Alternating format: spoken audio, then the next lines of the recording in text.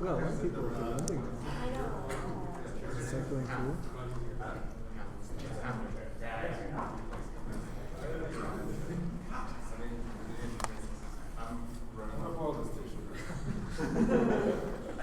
Are you ready, John? All right. Hello, everybody. How are you? Good.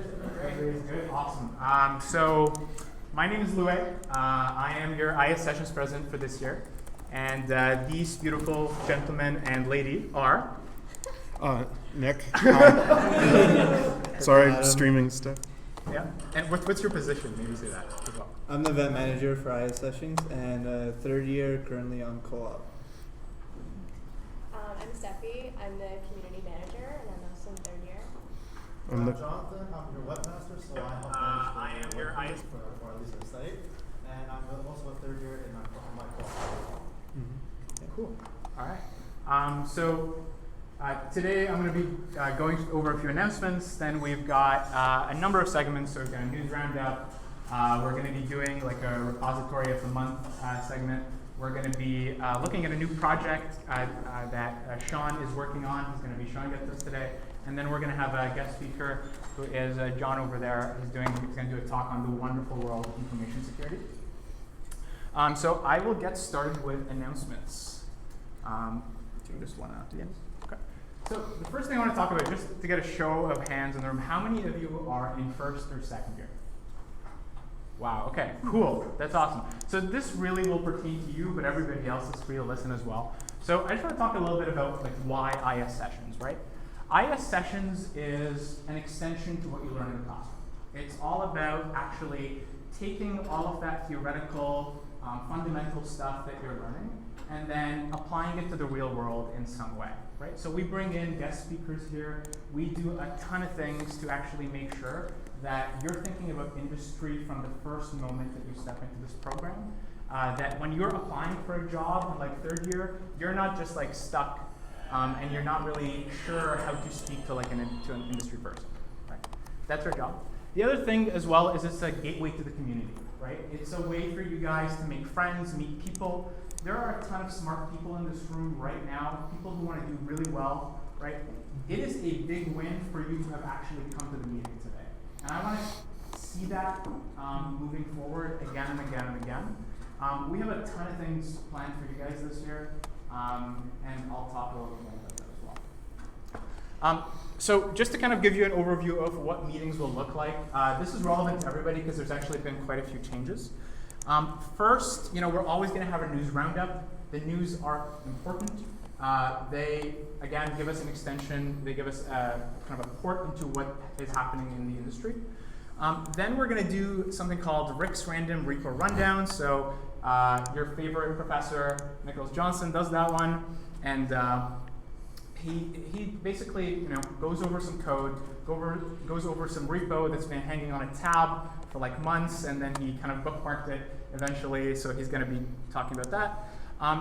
Adam and I do the feature story. The feature story is just basically the same as the news roundup, but it's a discussion. It's about bringing you into the conversation. So it's not just us that are talking, it's you guys that are also contributing and you're learning from each other. We are doing Project Den. Project Den is a new segment. It's going to happen for the first time today, and Sean is our first, no pressure. One thing that I want to mention about this segment, it takes a lot of courage to stand up here and to talk about something that is truly yours. So I ask you today to be as respectful as possible. You are more than free to provide suggestions. You are more than free to ask questions. But please don't be insulting in the way that you do. Okay? I think that's a given, and also encourages more people to come on and do that as well. Sorry, there was one last thing. And then finally, we have our guest speaker segment. The guest speaker segment, there's like this kind of view that it's just going to be like an industry person. No, students can talk. John is from industry, but he was an alumni of this program, and I'm sure he did his fair share of talks here as well. Nothing is stopping you from coming to me or coming to any of these executives here and saying, hey, I would like to do a talk. And you're not sure what to start with, but we will get you there. Okay? So we had someone last. We had Elena from our program last last time, sessions. exactly. Right? So students do present as well. And then Sean, I mean, we like met, a few weeks ago. Was I scary? Did I like yell at you? Did I tell you that your idea is horrible? No. Did Not I yet. help you get through it? Yeah. Sean actually, funny story. He thought I was a professor when I was talking to him. I'm just in third year, guys. I'm one of you. Okay, cool. And then the second thing that we're going to be doing this year is a lot of activities, and that's something that we've tried to do in previous years, but we're going to have a stronger focus on that. So one thing that I hear from every single first year, second year, third year, fourth year, we want more workshops. We want more hands-on stuff. We had a lot of success with that through soldering. We had a lot of success with that through lockpicking workshops in the future. Hopefully we can repeat those. And we want to actually hear from you what you want to do. I'm going to send out a form. Steffi will send out a form later today, just after the meeting, kind of asking you what would you like to see. There's also going to be a form for organizers. So if you actually want to host a workshop yourself, you're more than welcome to submit an idea and tell us what kind of workshop you would like to run. We're going to do a whole bunch of CTF get-togethers as well. CTF get-togethers, this is going to be like super casual. Actually, okay, let me take a step back. How many people actually know what a CTF is? Wait, I'll get into CTFs a little bit in my talk. Are you? Okay. Yeah, just you can give a little explainer, but I'll get into a bit more, tiny bit more detail. Sure, sounds good. Yeah. How many people have actually done like a CTF or know what a CTF is in this room? Okay. Not a lot of you. Okay. I'll let John speak about it. It's basically just a competition that's very popular in our industry. Okay. And a very big CTF is coming up, which I'll talk about later. And then whatever we feel like doing, right? Like anything that kind of pops up, anything that we feel is a good opportunity, any idea that you give us, we'll try to also capitalize on that.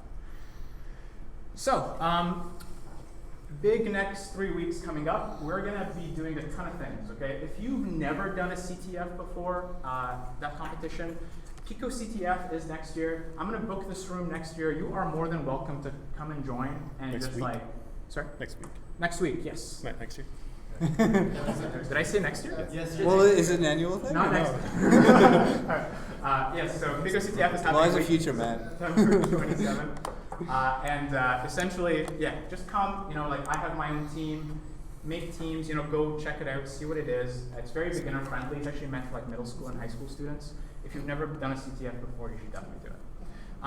Then we're going to have our next ISSessions meeting a week after that. And then after that, we're going to have our first workshop, which is a Git workshop. And this is going to be cool. If you haven't used Git before, it's very important to learn how to use it early on. Do try and make it. We'll send out more details. We're also working on kind of like integrating like a more advanced kind of addition to it, so that all like the third and fourth years can get interested in that as well. If you already know Git pretty well, so we're trying to use the GitHub API to like download like code and execute it using Python and stuff like that. It shouldn't be too hard, but we'll figure it out as we go along. Okay, next slide. Yeah. Again, just reiterating, you should definitely do a talk. You should host a workshop. You're the community, right? I get you what you need to do. We get you what you need to do, but you actually have to come to us and tell us what you want. Okay, so we're going to send out a bunch of forms later. Next thing. You should definitely go to B-Sides. B-Sides is coming up. There are still a ton of tickets left. It's a great conference to go to for your first time, even if you don't understand anything, like your first and second year. I didn't understand anything first and second year. There are some technical talks, but you'll meet a lot of great people. Some of the people that I've met at Seneca I'm friends with, and hopefully we'll actually be doing some events with them, between ISSessions and some Seneca clubs this year as well. And then finally, 2 humble bundles that are really cool right now that you should maybe consider getting. One is Level Up Your Python. There's a whole bunch of like little videos that you can watch in these, which are really, really nice. If you've never learned Python before, they're really cool. Take a look, just a resource. And then there's another like network and security certification bundle. You should never think like, oh, I have to do a certification during your time here. But it's cheap. If you just want to keep that textbook, it's a nice reference. Usually certification textbooks give you a lot of good information if that's something that you want to get. I just want to let you know that it is available. And that is it for the announcements and our introduction. And on to the news roundup with Nick and Al.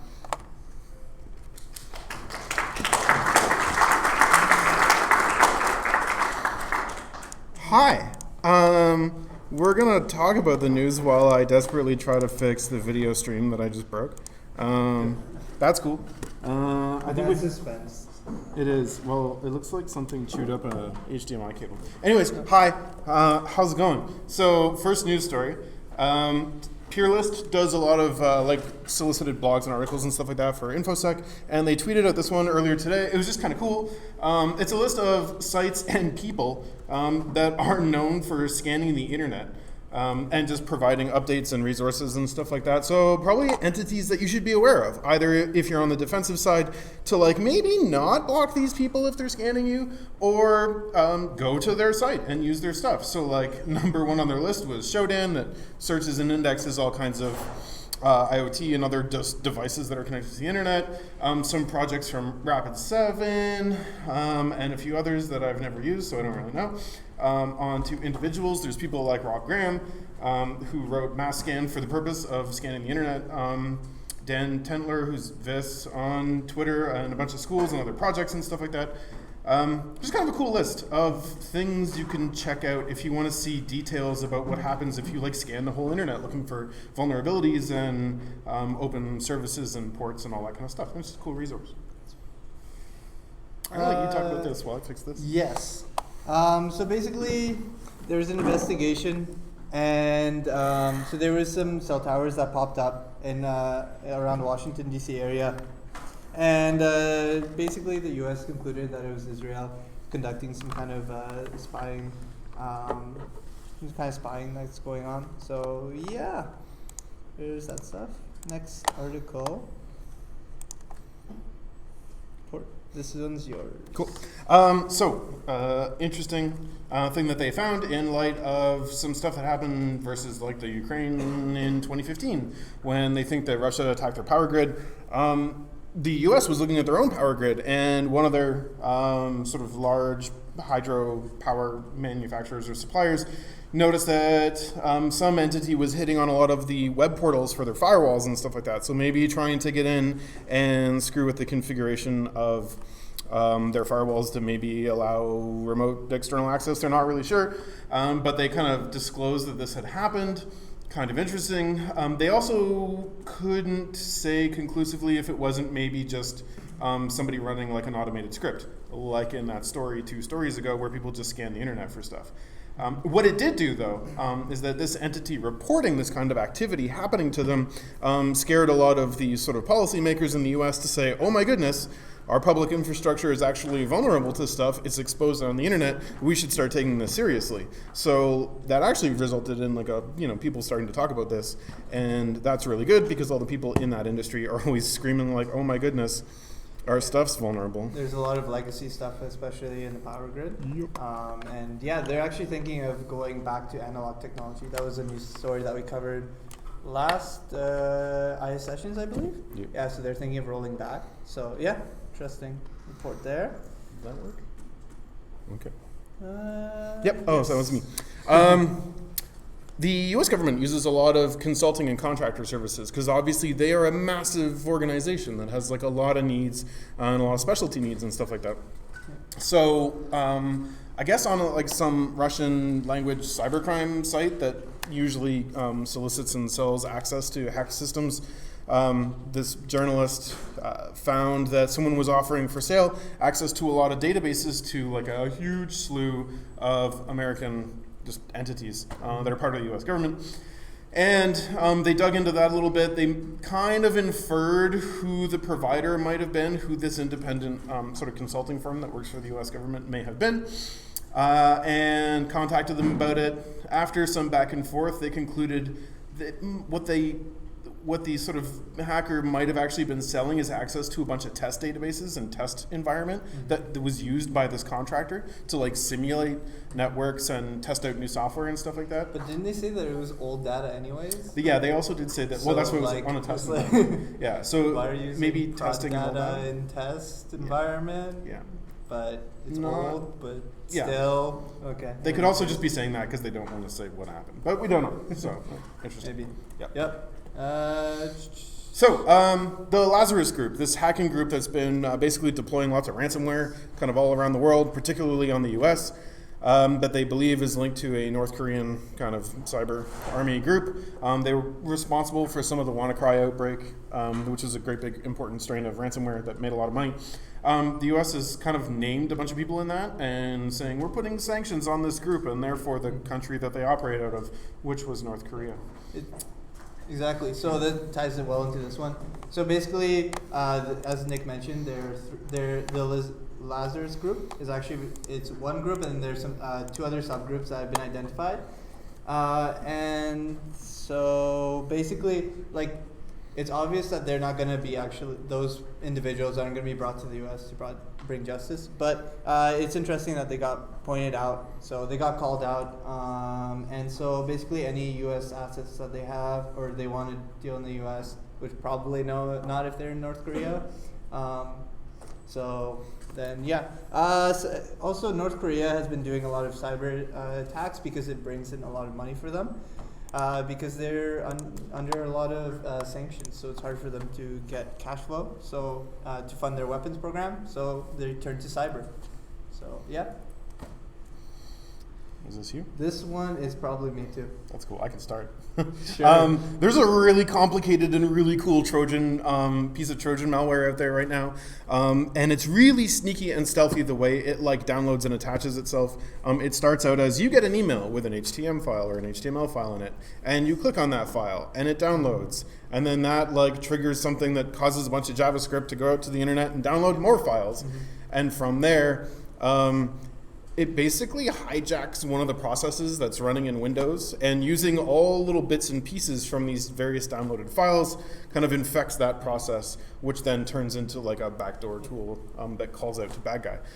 It does all that mostly to hide itself from all of your antivirus and all of your environment scanning. That's kind of usual behavior. What's unique about it though is that they're using like trusted third parties, such as Facebook and YouTube.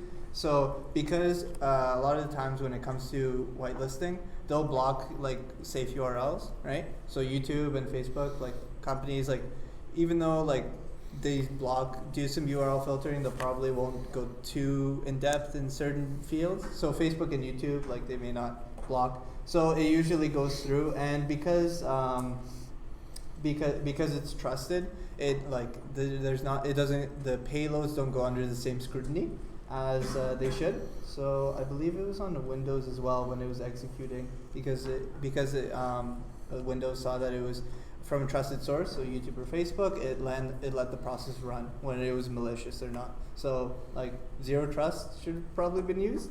So basically not trust anything, but yeah. On the upside, I think I just fixed our video stream, so that's good. Yay, AV stuff. So this is a crazy story that's been like developing over the course of the past week. So there were these 2 pen testers. They're actually a little bit more than pen testers. We might call them red teamers because they were actually hired by this state in the U.S. To break into a courthouse, essentially. They said, we want to know how good our physical security is at this courthouse, so we want you guys to see if you can get in. They did. They got in, but then they got arrested for doing that because the cops found out that they were breaking in. And, you know, they were actually good, like, red teamer pen testers. They had their, like, little get-out-of-jail-free cards on them that says, no, we're working under contract for the state to break into this building as part of a security assessment. But the cop that arrested them said, well, the state can't authorize that. Only the county is allowed to tell you can break into this courthouse. So you're going to jail anyway. Yeah. And they've been like sitting in jail for a little while, and they like called the state and they're like, can you help us? And the state was like, no. They're out on bail right now. Are they finally out on bail? Yeah, that's good. They got released pretty quick. Yeah, but if you want kind of, I guess, close to real-time updates, follow TinkerSec on Yeah, Twitter. yeah. Nice. Good. Yeah, so actually the pen testers, they weren't quite authorized to do. Basically, there's a bit of a dispute as to whether they were allowed to do a physical pen test or not, because they were supposed to do some penetration tests. Usually, when you do a penetration test, especially for a big company, the scope you have to define scope. So they'll tell you can attack this one thing, and you can't break outside of that thing, right? Only go for this thing, and you can only do it in certain ways, right? Because either it's from business point of view, like they don't want to impact business operations, they don't want to risk that, or they don't care about the rest. They just care about the specific website or whatever. And so that's exactly something similar here, where they were hired to test the record storage, I believe. Yeah, the digital record storage for the courthouse. And it did include, the language was a bit vague, and so that's where this dispute comes with, as to whether they were allowed to do a physical pen test, so trying to break in. Because if you're doing a pen test, it's either you can do it remotely or physically, right? So, Yeah. Basically, it comes down to like they thought they were allowed to, but you know, maybe there was some not quite clearly spelled out stuff in that contract. Yikes. Yeah. Some more questions should have been asked before the engagement. Yeah, basically. totally. Yeah.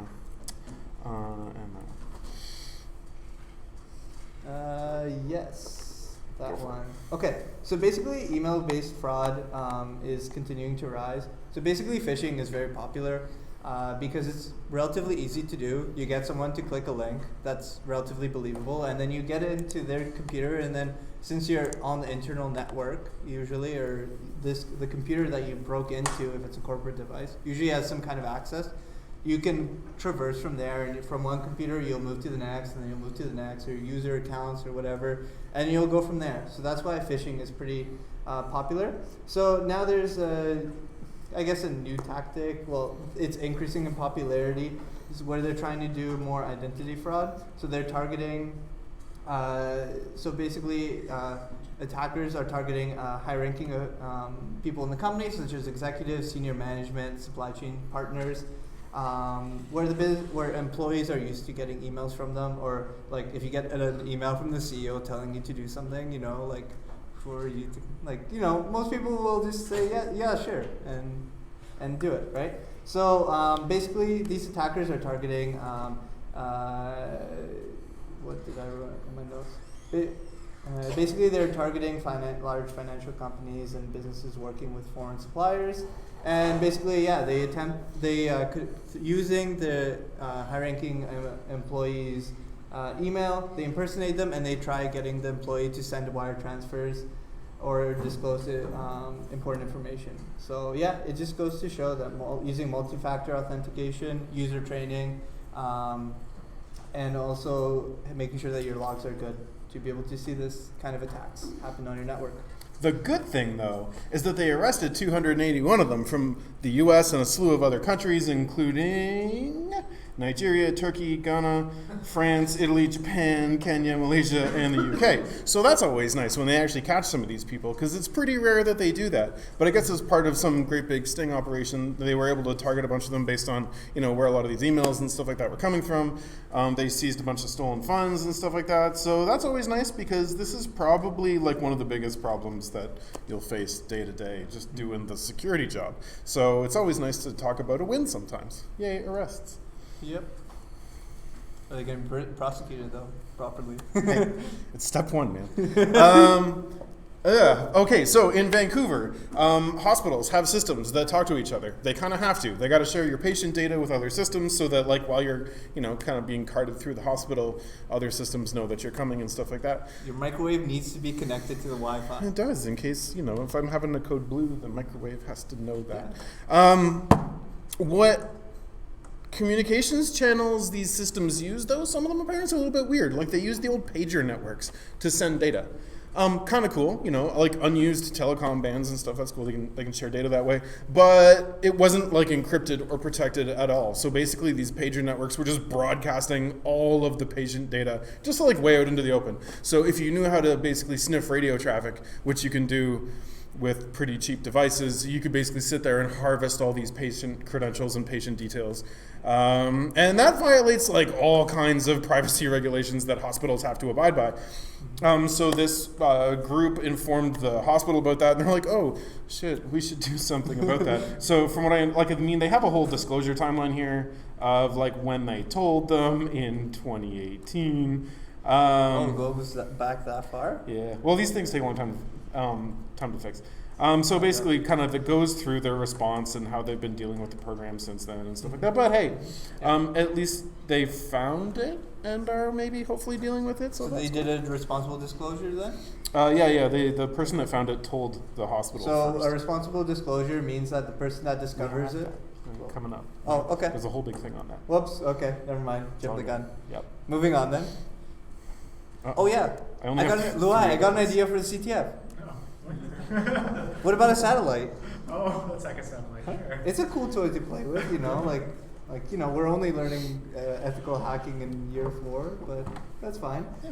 In any case, so basically, yeah. So at DEF CON 2020, the Air Force announced that they're gonna let a select group of security researchers attempt to do a CTF where a satellite is involved. The idea is pretty cool. They're gonna point the satellite at Earth, and then the attackers will try pointing the satellite to the moon, like the camera to the moon. So yeah, it's a pretty cool initiative. Last year, the Air Force brought in an F-15 fighter jet data system that they allowed researchers to kind of tinker with, take apart, and just kind of find some bugs and whatnot. So a lot of good came from that, and looks like they're doubling down on that initiative. And so yeah, it goes, and it's a good thing in that regards. Not everyone will be able to participate. Select people will. There's a process that you have to go through, and yeah, it'll be cool though to see. And apparently they're going to try to bring a whole plane to DEF CON one year. That would be amazing. Yep.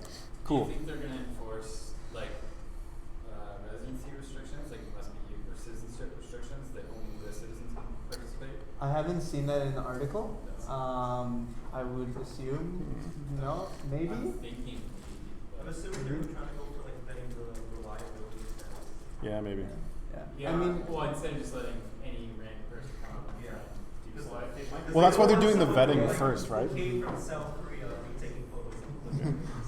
Yeah. but the thing is, they're trying to be more open, right? Yeah. And so that it kind of goes against like that old mentality of like, well, it's like our thing, so we're not going to share it with anyone. Unlike So- Adam said, though, you got to apply first, right? Yeah. They're going to vet you. Mhm. Yeah. So if you're, I guess, a foreign security researcher, just speak it at your job. If you're Five Eyes, you might be okay with it. Yeah. Yeah, yeah. Plus, it's Yeah. cheaper than. We only have 3 minutes left on this. Oh, do we? Yeah. Oh man, we gotta go. When you can just pay one person. Well, we've never been on time anyways. That's true. I'll just talk It's a fast. mere suggestion. Yeah. So this one was from a couple of weeks ago. It was a pretty big deal. Basically, there's like a minority Muslim Turkish group called, I don't know how to pronounce this. That Uyghur? Like Uyghur? Is it? That live in China, and this group has notoriously sort of been the victims of persecution and stuff in China. The reason we're bringing it up from a tech perspective, though, is that basically there was a vulnerability discovered on Apple iOS devices and Android to some extent as well, and it was found that China was sort of mass exploiting devices vulnerable to whatever the vulnerability was to target this minority group. For the purposes of like maybe tracking and identifying and stuff like that, because it was found that the vulnerabilities were only being hosted off of websites primarily focused on this community and that this community would visit. So Apple came out and kind of confirmed some of what the Google reporters or the Google Project Zero vulnerability researchers had said about that, although they tried to downplay it a little bit. There's been some back and forth between Apple and Google on that, but the kind of key finding in this is that a country was using a vulnerability in mobile devices to target a minority group that country finds not desirable. And that's kind of like one of the big fears in our industry, right? Is that this kind of tech gets used to target groups of people and discriminate against them. This is just a really specific, really terrifying case of that happening. And it seems Not like good. Apple was a bit slow to react in that regard. So Yeah. it's a market that they've been wanting to push for. So you know. Yep.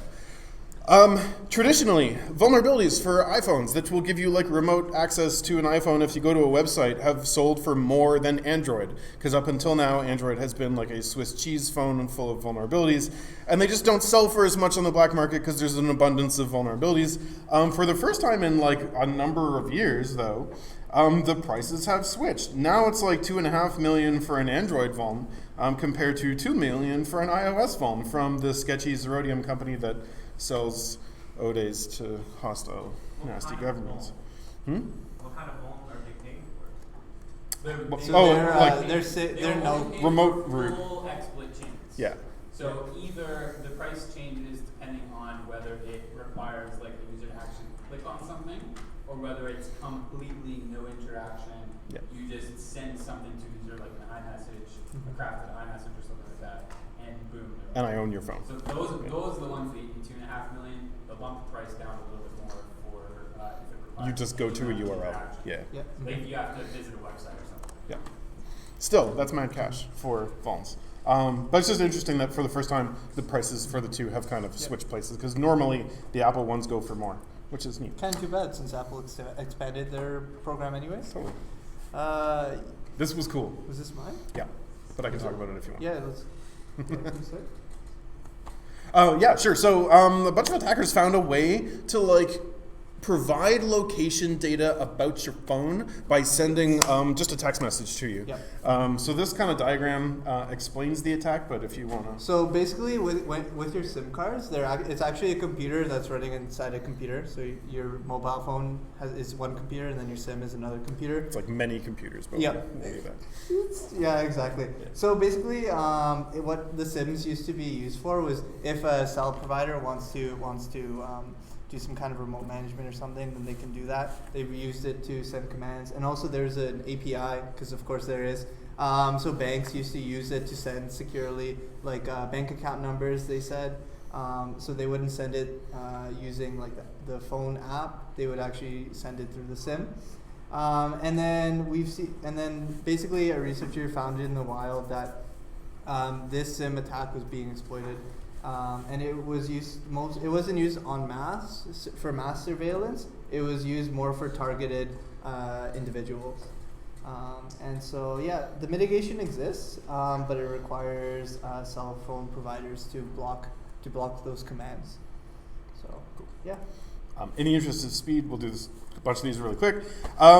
Let's Encrypt now provides approximately like 30% of the encrypted domains on the internet, like encrypted certs to most of the internet now. That's amazing because it's free service. So awesome. Keep using Let's Encrypt if you need to set up SSL TLS on your website. Amazing. Yes, this is an interesting one. So basically, 20 million Ecuadorian citizen data has been leaked in an insecure Elasticsearch database in a base in Florida. Basically, a bunch of like citizen records and whatnot. A lot of it was about 18 gigabytes worth of data. What was interesting though about the story is they actually the Ecuadorian government arrested the CEO, I believe, of the company. And they're like, because there isn't a privacy law in Ecuador, the country now has said that they're going to be pushing something out over like the course of 3 days.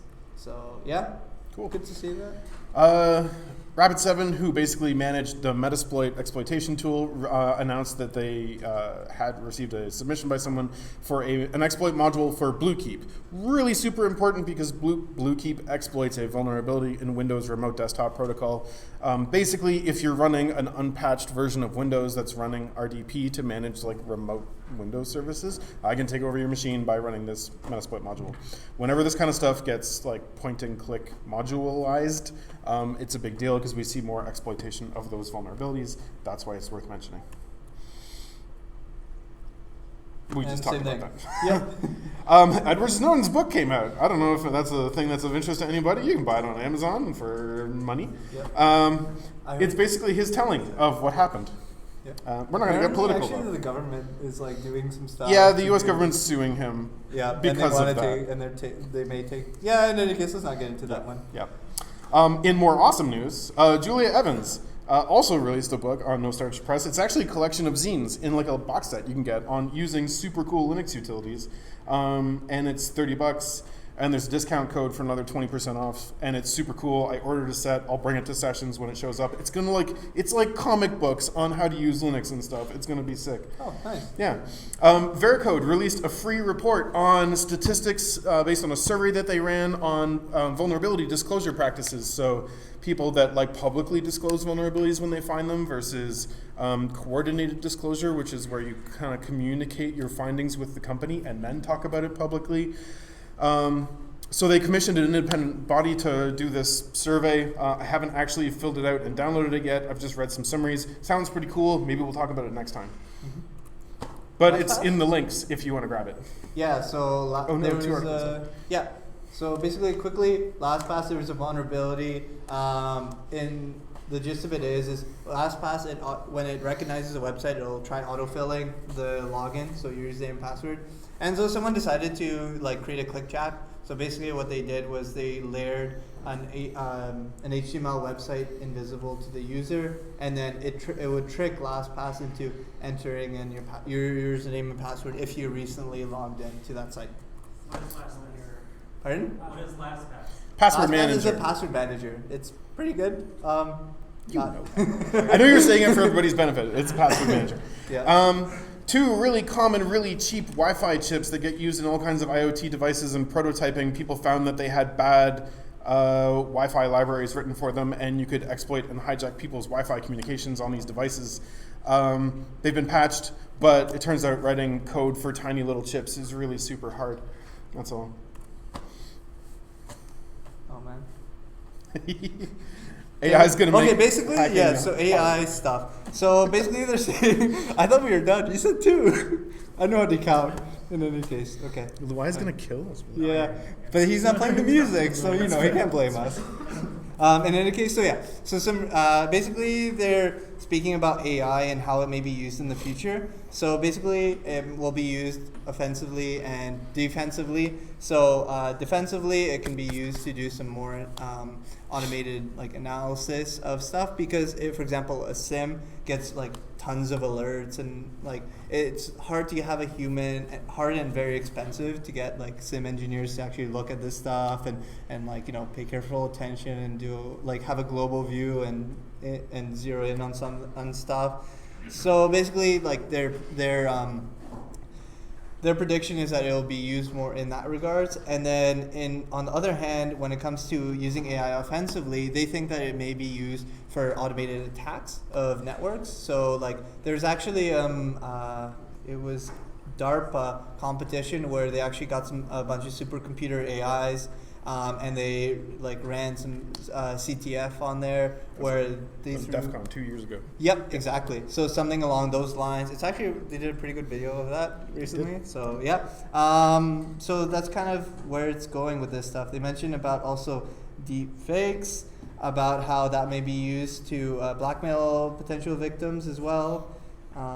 So yeah, the landscape is always moving, right? People are always getting new stuff Sick.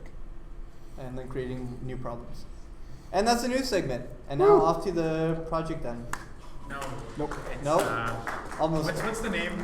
Please. The Oh, ra- the repo. Yeah. Before our first guest speaker, we're doing the random repo rundown. This is a segment we started 2 meetings ago where, I don't know, we just look at a random project on GitHub that does security stuff, because it's good to make people read code from time to time. So I picked this one this time. So this project is called Conan by EvilBit, or Malloc, I guess is how you would say that in super cool lead speak. So what's Conan? It's an advanced open source tool designed to brute force directories and file names on web applications and servers. It's basically an alternative to a really popular project called Dirbuster, which is really old. This thing it uses Python, and it's multi-threaded, and it's pretty cool. I think it's Python, which I read the code, I should know that. And yeah, it's just an alternative tool that, I don't know, I think I like some of the configuration options for it a little more. Why would you need something about this? Well, because when you're doing a security assessment on a website, you don't know all the pages that might be there. So this thing can enumerate and find all the various pages for you. If you sort of brute force by throwing lots of random names and numbers and words at a website, sometimes you can find pages that you're not meant to see, like admin pages and upload forms and things like that. The odd time, if you're really lucky, you'll find secret files that had been uploaded that have credentials and stuff like that aren't supposed to be online, but we all make mistakes. And maybe you can detect permissions errors, again, just by showing you content that your level of access shouldn't have, but if you guessed the right URL, cool, you found the thing. That's what these tools do. They are very noisy, so we don't tend to use them in really stealthy pen test engagements, but if you just don't care and you're just bulk scanning a website or a web application, these are awesome tools to use. Here's just a feature list of comparing it against other popular projects like this. Like Dirbuster is one that's been around for ages, but it has a lot of no's. I guess that means it's not as good. Same as the one that's written in Go. It's cool. It does multi-threading, which is the thing that we want the most, because anything that does brute forcing, where you're guessing something a lot of times, you want it running with all the CPU cores that you have, so it runs really quickly. It gives you JSON data because people care about that stuff. It does user agent randomizing, meaning it pretends to be different web browsers as it makes these requests, but I'm going to show you the list later. The list needs some work. And it does other stuff. Basic usage for this thing, you basically type Conan and then -u or --URL. I don't know why they chose to express it like this, but whatever, -u, and then some URL. And then here's like the URLs that it would check for that. So it would go to like vulnweb.com/index/search/login/logout/userinfo, and basically tells you if it finds stuff there, how big the response is, if it sent a GET, if you got redirected, if it was successful. Like it's just kind of a brute forcing testing tool, and it tells you stuff, which is cool. What's neat about this, though, is that I can also define little patterns in the command I give it, and those patterns can be replaced by like words out of a dictionary file or out of a list of numbers that I provided. So here, you'll notice the two little percent signs there. And the way that this would then iterate through all those words is that it would do vulnweb.com/test and then /search and then like index or some pattern that you specify.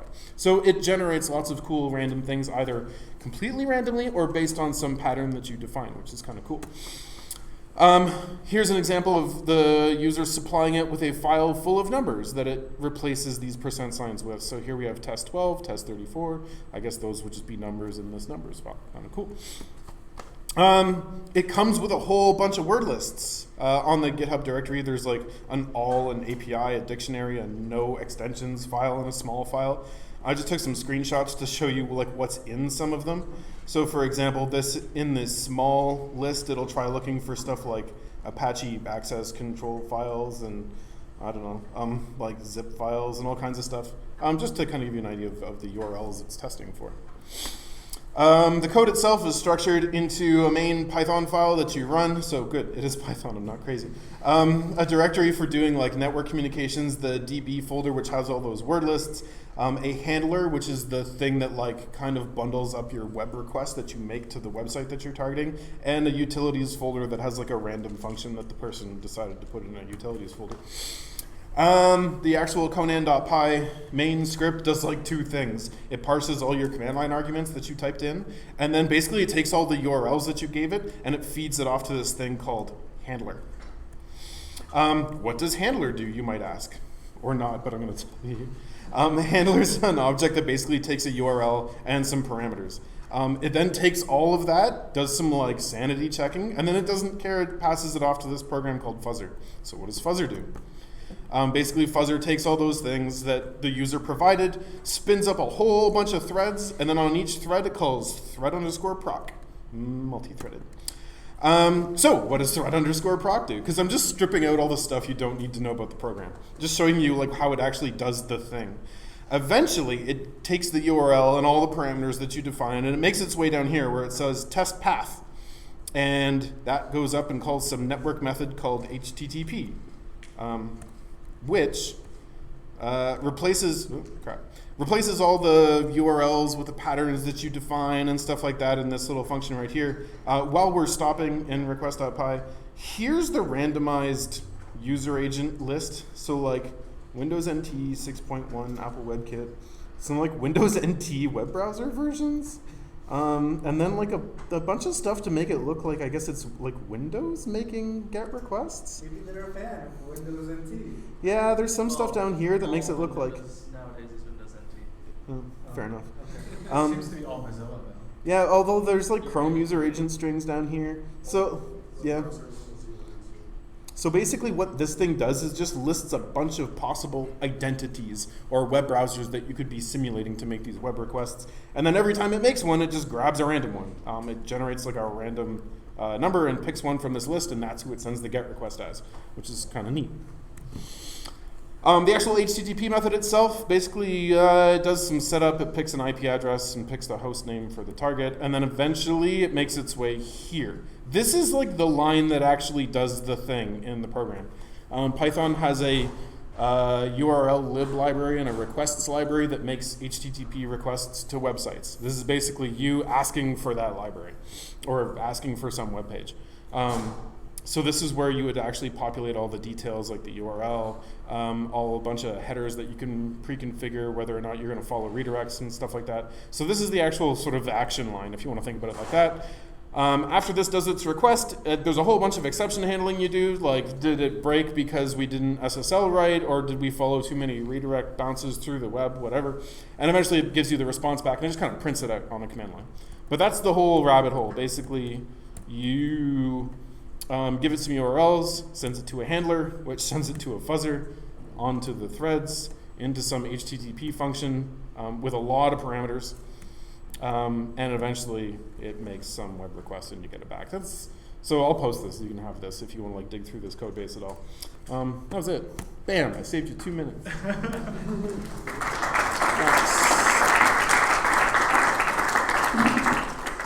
Since Nick saved us 2 minutes, We were like 8 minutes over.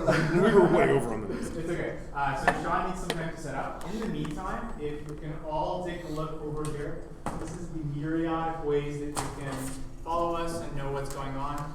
The best way to follow us is actually join the Discord server. Where's your Next HDMI? is, well, other side or something? but you should also follow us on Instagram and Twitter if you're into that. And LinkedIn and YouTube. Yeah, we have a ton of things, but Discord and mailing list would be great. And then just so we can make the SSU happen, the Sheridan State Union, if you don't mind joining us on Club's Corner. Might need to explain that exists because I didn't know it existed until they're really. Sure, I'll post. I think we should like post a guide or something. Just post it in Discord.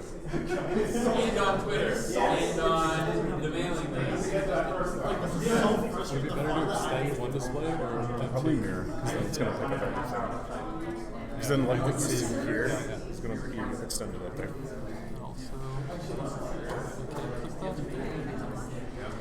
I think it is mirroring. You just got to click first. You good? Yes. Thank you. Well, do I this? 30 minutes? Yeah. Do I still have 30 minutes?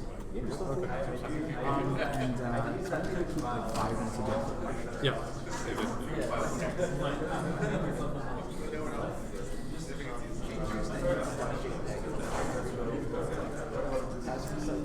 I know when you're ready.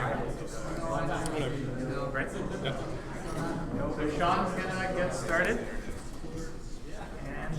And we are live. Oh.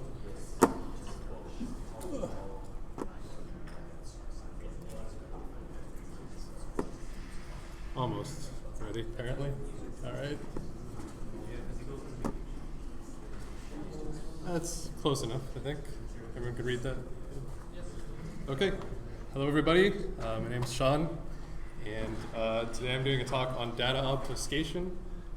I just wanted to welcome new students and thank Luai for inviting students to come up and talk and share ideas. Before I get started, a little bit about me. I recently graduated from Sheridan's software engineering program. I started programming when I was pretty young. Previously studied social science at U of T. I love making and breaking things, seeing how they work. And lastly, obviously, not a security expert. If you do try to make or use security tools, make sure you know what you're doing, the risks involved. As we saw in the courthouse news roundup, even having permission sometimes is not enough. You really need to know that what you're doing is okay if you're running security tools. I skipped a slide here. So for this talk, I'm going to quickly go through the context of data collection and then talk about some newer technologies, how they affect data collection and data use, talk about noise, and then finally get into data obfuscation, obfuscation tools, personal projects, and then hopefully questions at the end. So the context of data collection. We all know that a lot of our data is being collected and used, and that's a good thing. It generally enables a lot of our new technologies, and it will be the reason for the sci-fi future that we have eventually, that right now might only be in movies. And it's important to understand the direction that that is going in. So I've broken our personal data down into 4 categories here. We have our private data, which is generally stuff that we don't want to share with anyone, or maybe just close friends and family. We have submitted data. These are things that we've chosen to share, like if you tweet something, you choose what you're putting out there. Collected data, these are things shared about you, but you don't choose what you're putting out there. You might agree to it or not agree to it. And then lastly, we have inferred data. This is kind of the most important one, I would say, maybe. These are things that we try to keep private, but they can accurately or correctly be guessed about us, either based on our other data or based on someone else's data who may be similar to us. So they can kind of guess things about us based on other people. And that's a really important one we're going to be talking about here. So in 1928, there was actually a court case. It was the first court case involving wiretapping. Phones were only like 50 years old, I believe, at the time. And one of the judges on this court case, Louis Brandeis, was he had written a dissent on the topic where he said that a phone conversation is no different than a sealed letter in the mail. And the point he was trying to make is that as new technologies come out, we should consider the privacy implications of them. And that still applies today. He was, in fact, way ahead of his time. In his dissent, he wrote, advances in the psychic and related sciences may bring means of exploring unexpressed beliefs, thoughts, and emotions. So I think he was totally ahead of his time here.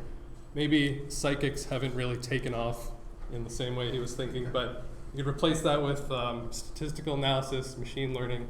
We're getting to the point where we can almost guess what someone is thinking or feeling. So all that data is collected and stored somewhere on a database. The companies that collect it will then use and share our data. And by sharing, I mean buying and selling generally, which is not a new concept. People have been buying and selling consumer data for a long time. But considering we have social media, we're in the cell phone age, there's a lot more data. That industry is booming right now. And then as a society, our job is to legislate and monitor this entire system. And that's a really difficult thing to do. Some experts would say that it's too difficult to monitor the collection of data. We're putting too much data out there through too many avenues. And if you consider inferred data, that also further complicates it. There's just too much data being moved around. How do we control that?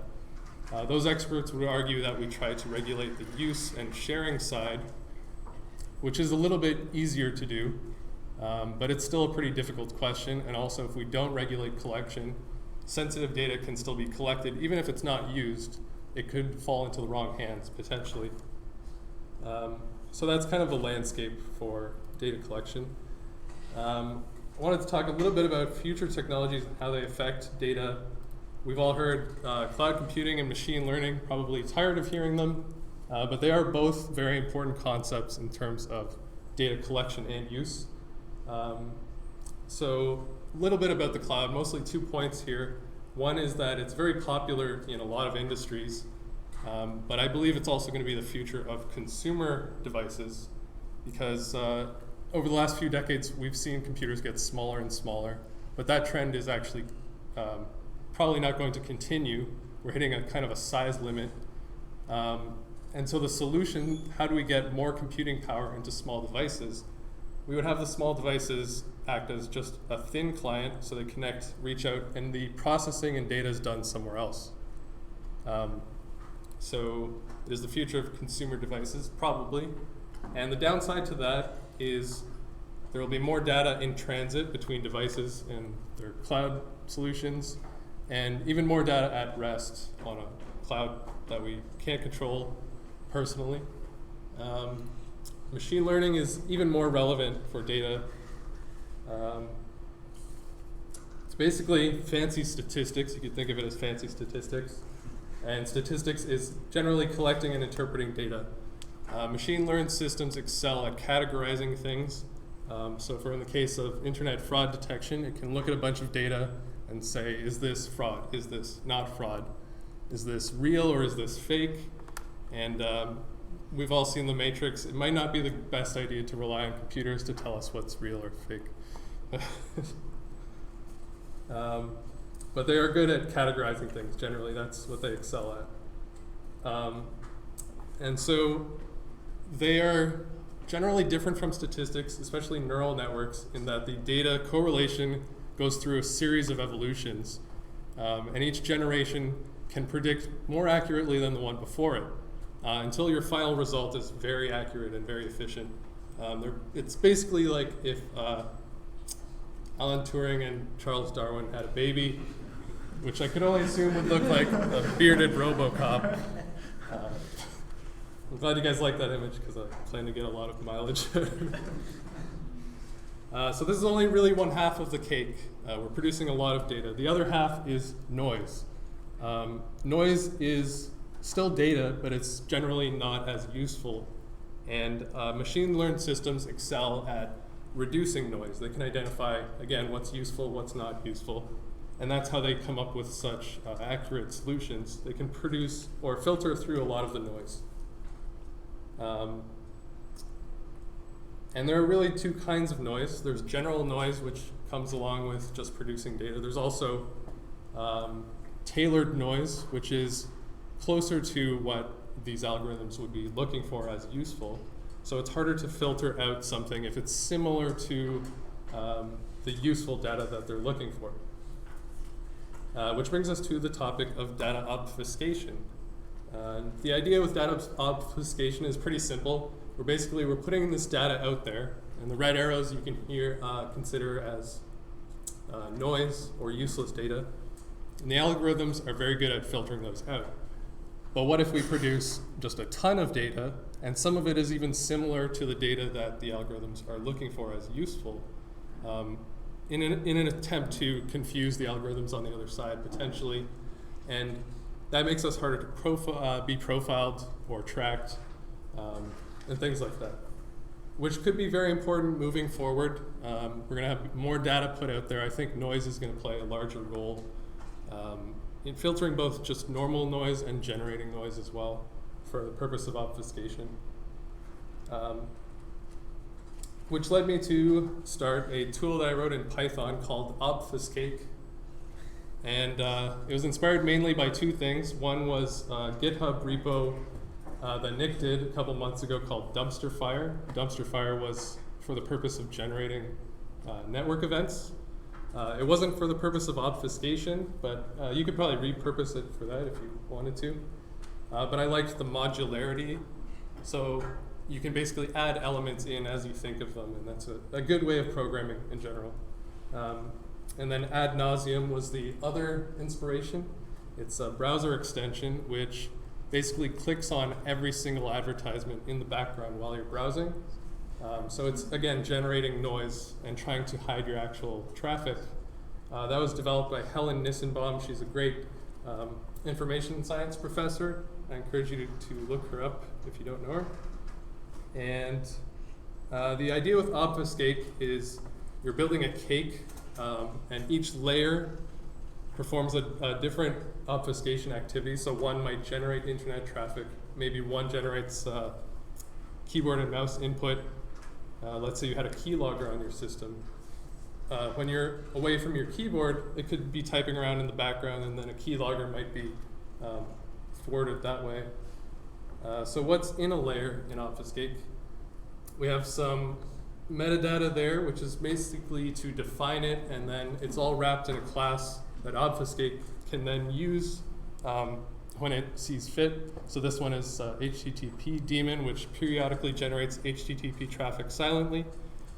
In the header, we have a number of parameters you can set, and the advantage of doing it this way is when the layer is added to the cake, the configuration method gets called, which lets the user set those parameters on the fly, so you can tailor it for whatever your specific use case is. And then the idea is once you have the layers you want, you bake the cake, which produces a Python script that you can then run, which will sync up all the layers. And I actually have a demo of that, which I stopped because I'm borrowing Louis' mobile hotspot. So this is traffic that was generated. No, go crazy. This is traffic that was generated since maybe 7:15, I think. And so it's been running in the background.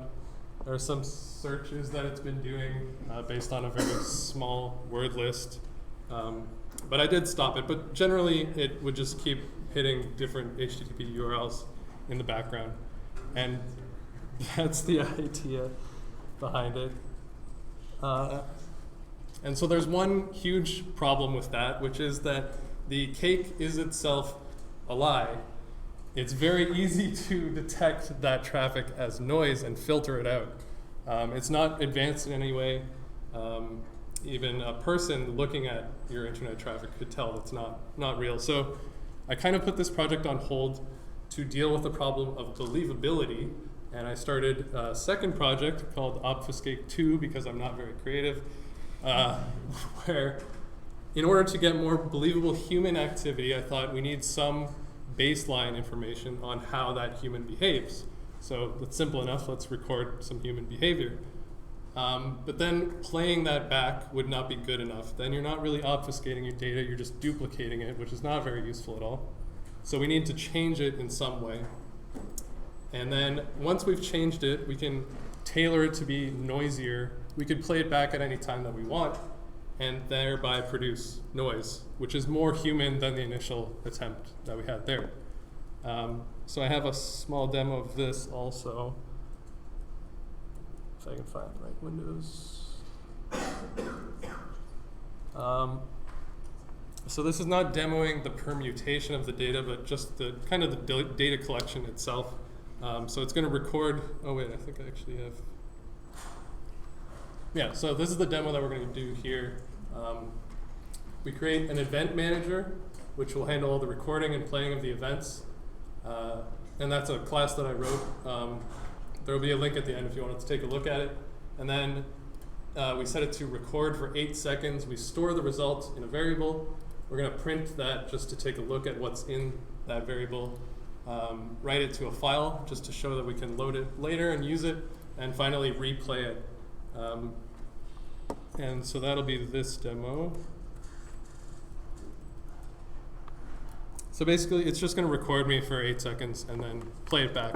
Pretty simple stuff.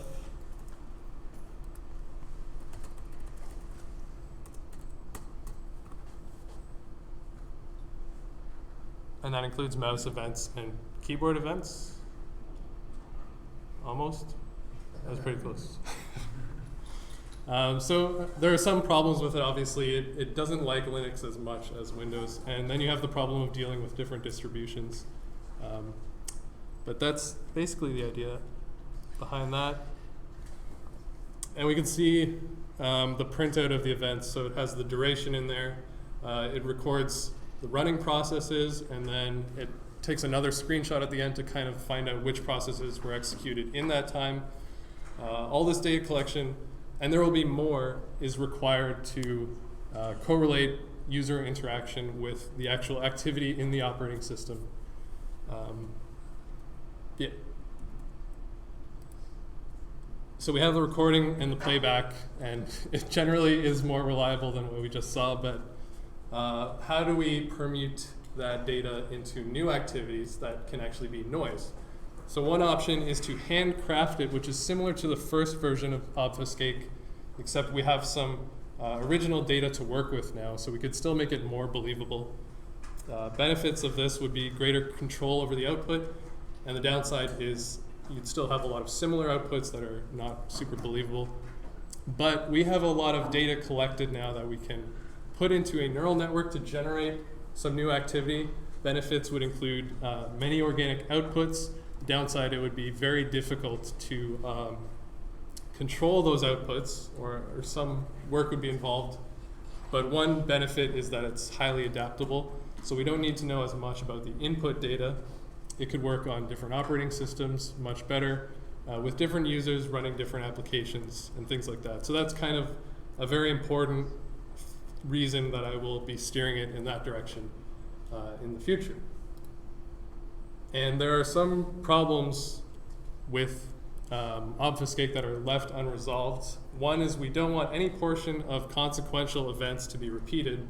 Things like online shopping, chatting with friends, things like that. And that's a very difficult problem to solve. We could identify behaviors that we don't want repeated and just kind of filter them out. But that wouldn't work for every case. It would be a lot of work. Another solution would be to put it in a virtual machine that has no sensitive information in it, so files can be deleted, sites can be accessed, there are no logins or whatever. And the reality is we could do a hybrid of those two things and create an environment where it's safe to run these simulations. Another problem is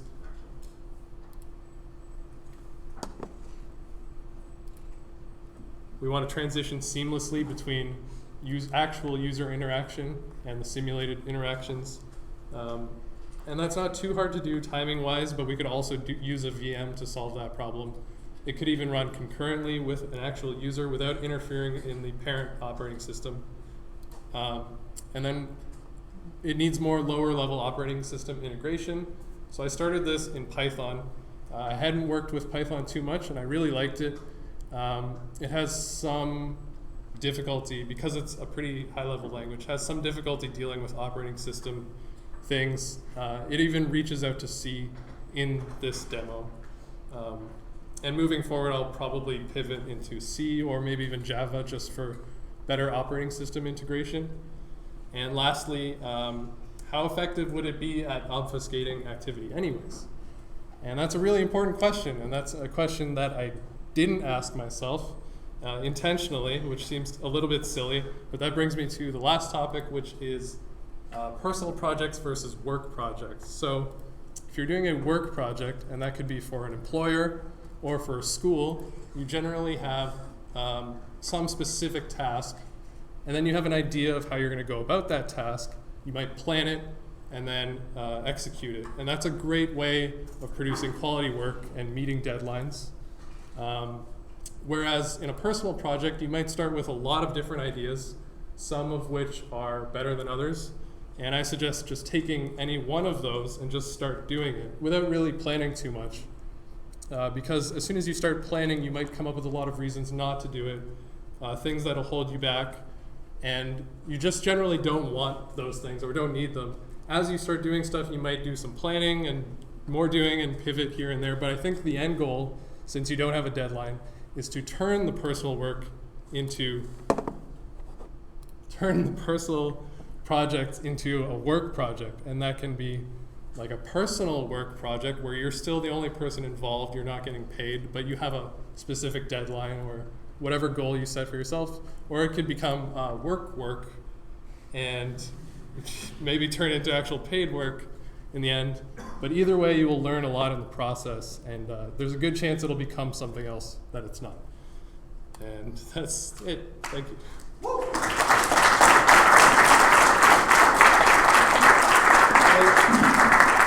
We have a question. Yes. Yeah, Just one so quick one. basically, from what I'm understanding, is you're trying to mask your own personal patterns that you don't want other companies to try to predict. Yep. Right? But you're trying to do it by kind of creating an AI that will simulate maybe average is the right word, but average users' behavior. Wouldn't that kind of be a bit counterintuitive because the average is not too far away from what you're doing? So Absolutely. You mask what you're doing, and you should actually have like a very crazy outlier. Yeah, but if it's too much of a crazy outlier, then even the simplest algorithm on the other end might say, you know, this is, I don't know where this is coming from, but this is noise. This is a unique activity. What you try to do is try to be the same as using a VPN network, where that everyone going through that VPN network is sharing the same IP. So everyone coming out, they assume that it will be the same one person coming from that IP. Yeah. And that they can't tell the difference. Yeah. And I thought about mentioning like a Tor network or something for obfuscating activity. And there are even other ways you could take this where if you recorded a lot of different users' behavior, you could mesh them together in some interesting ways. Sorry, go I ahead. mean, technically, why don't you even try to make your own behavior become outliers that you get filtered out, right? Where it's like you have so much other outliers that now you become an outlier as well, and they just filter you out rather than all the other ones. Well, they wouldn't filter you out. They would assume that you're a unique person because the way that tracking works or telemetry is that they want to determine who you are so they can serve you where they want to serve you. So if you make yourself an outlier, they now have a specific person that they can target you with. So ads will always be, oh, hey, I think- you know you're this guy. So I think both approaches are pretty viable, but the reality is we don't know exactly the algorithm on the other end. Without having a specific target to manipulate, it's hard to say what is the best option or not. Yeah.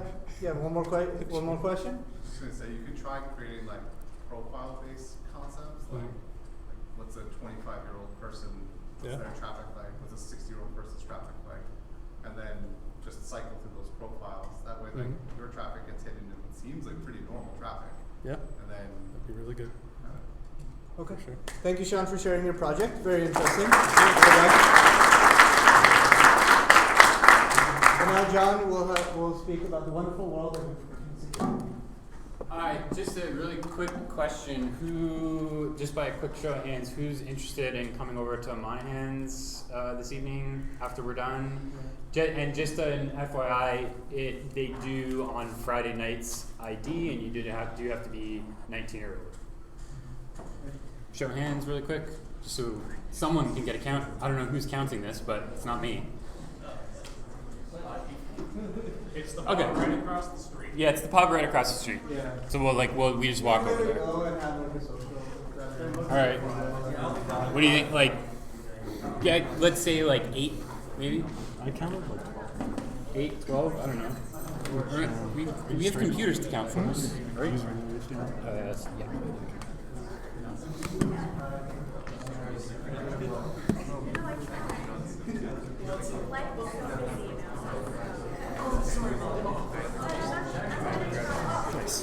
I love when it just.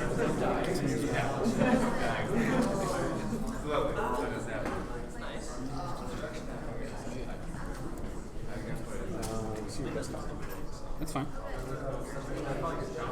That's a presentation. Yeah, that's what's on. Because it's duplicating. Yeah.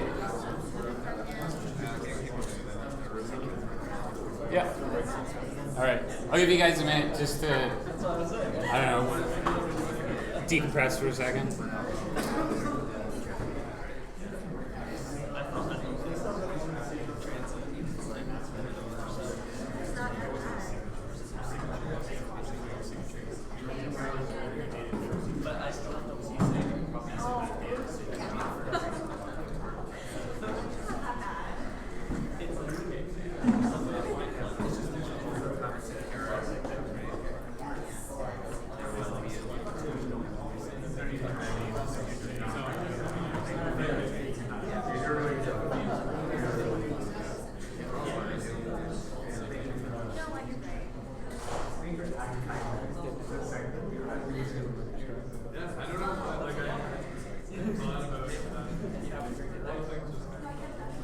it's under my name. Yeah. Okay.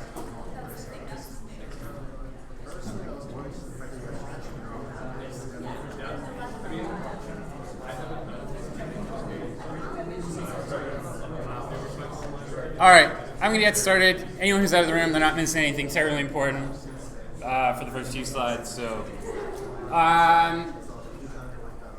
just really quickly, so some of you guys who are first year, who are completely new to all of this stuff, you may have found the news and the repo walkthrough and our Project Den really confusing and basically meaningless to you at this point.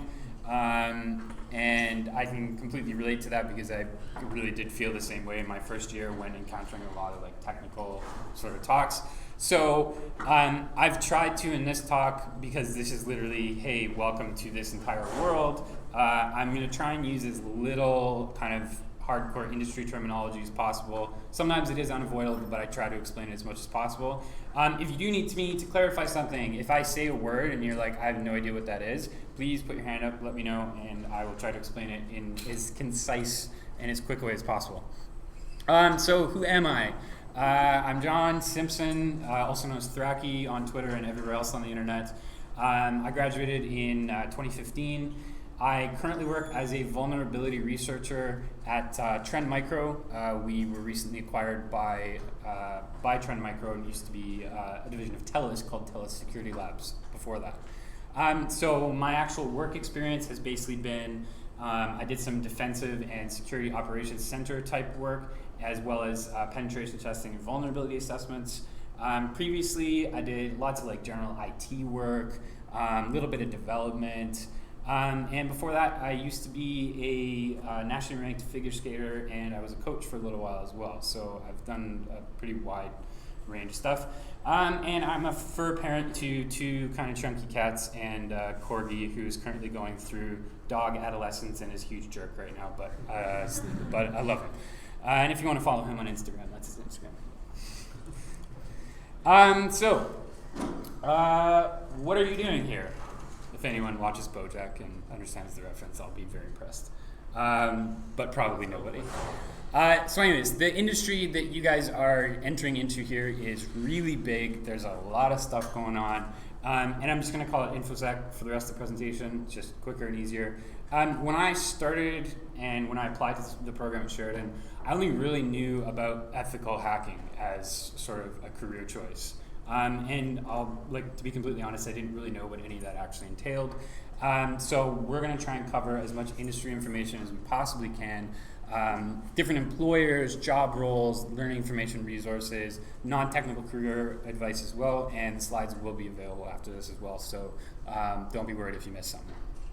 Okay, so there's a ton of different career options. So we're going to start with the types of companies you can work for, the types of organizations you work for. So lots of people wind up with consulting firms. That's where I started. A lot of this is client-focused work. So a lot of grads work for one of the big four consulting firms. Deloitte, PwC, Ernst & Young, and KPMG are considered the big four. They're traditionally auditing firms, but all of these guys do information security work now. There's a lot of boutique InfoSec-only firms like Security Compass, Access to Networks. So these are companies that just do InfoSec consulting. And then you have vendors. So technically, I work for an information security vendor, Trend Micro. Symantec, FireEye, etc. There's lots of them out there. FireEye's a little different. They kind of have a consulting arm, and they're more, vendor product arm. But there's other vendors like Cisco where their big business is kind of their networking stuff, but they also have a lot of security-based products as well. And there's more. So in-house security teams for medium to large organizations. You've got banks, insurance companies, etc. They all have in-house security teams. What is a security vendor? A security vendor is basically a company that sells security products. So Trend Micro, they started out as an antivirus company. Now they sell not just antivirus, but they sell security appliances that sit in a corporate network to try and detect bad guys and stuff like that. So security vendors is basically any vendor that's selling a product to an organization to help them, protect a certain thing or perform a specific security function in their organization. There's tons of them out there, tons and tons. In-house security teams, you're basically doing security stuff for a particular company. So again, most medium to large size companies are all going to have an in-house security team of varying sizes and varying degrees in terms of what they actually do there. Usually, if there's an IT team that exists on the company, they'll start growing into the security side too. So they're usually between 1 and 2. Yep. Yeah. So a medium-sized organization may have one guy that does security, and he's basically just part of the IT team. Yes, one person. Sorry, my apologies. Government. So CSIS, which is our CIA, CSE, which is our NSA, both constantly hiring. We have had people do co-op terms with them. I think we have people who actively work with them too. Post-grad, maybe? Kind of, sort of, maybe. Military and police also are looking for this kind of stuff as well. So if you're interested in kind of the government side of things, that's there as well. Academia. Schools such as Sheridan are constantly looking for experienced professors, emphasis on experienced. Usually does require a master's degree as a bare minimum, which is why I don't teach here. And also probably best to have industry experience beforehand because this isn't you're in an applied program. You're going to learn hands-on things that need to be relevant to what you're going to see out in the real world. And there's also a lot of long-term research opportunities if you want to get into just like a pure academic research kind of thing. So just an example, there's an organization called Citizen Lab that operates out of the Munk School of Business at U of T, and they do a lot of tech and human rights kind of stuff. So they'll research, they've done research, for example, when dissidents in countries have been targeted with malware to try and spy on their phone and that kind of stuff. EFF is another big one as well, the Electronic Frontier Foundation. Do they do a lot of research specifically though? More about like They're more activism, I would say, than research, right? Whereas Citizen Lab is like very much a research focused kind of outfit. So we've kind of gone over really quickly who you can work for. So what exactly can you do? There's like a million different subfields. I cannot cover them all. So Leslie Carhart, also known as Hacks for Pancakes, she had a pretty detailed rundown on her blog a number of years ago, and it's still just as valid today as it was then. We're going to kind of follow her lead here, and we're going to split these into the offensive side and the defensive side. And as a disclaimer, I haven't worked in most of these roles, so take what I say with a grain of salt or a very large amount of salt. Okay, attacking. So it's not just like attacking really, directly, but it's the offensive side of the industry. Sometimes it gets referred to as red team, but that term itself is a bit overloaded and often disputed, so we're just going to call this like the offensive side of the industry. So you guys may have heard the term pen testing thrown around, and you're like, okay, I thought we were using computers, why are we testing pens? But it means penetration testing.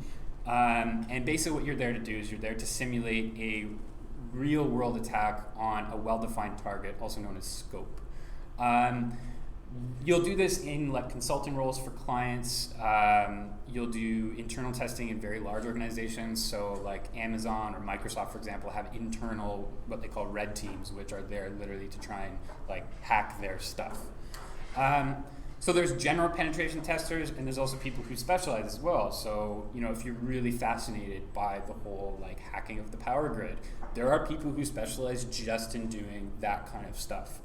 So the opportunities are definitely there to specialize even within a particular field. So it's a pretty wide array of work, even on the same team from week to week. So when I did this at Deloitte, you may early in the week be just doing testing a very simple web application, and then later in the week you've got to go and do start a really extensive penetration test on like a really big network. It's kind of, you may have some really boring like, okay, you can test these 3 things versus, hey, here's our whole network, go to town, see what you can do.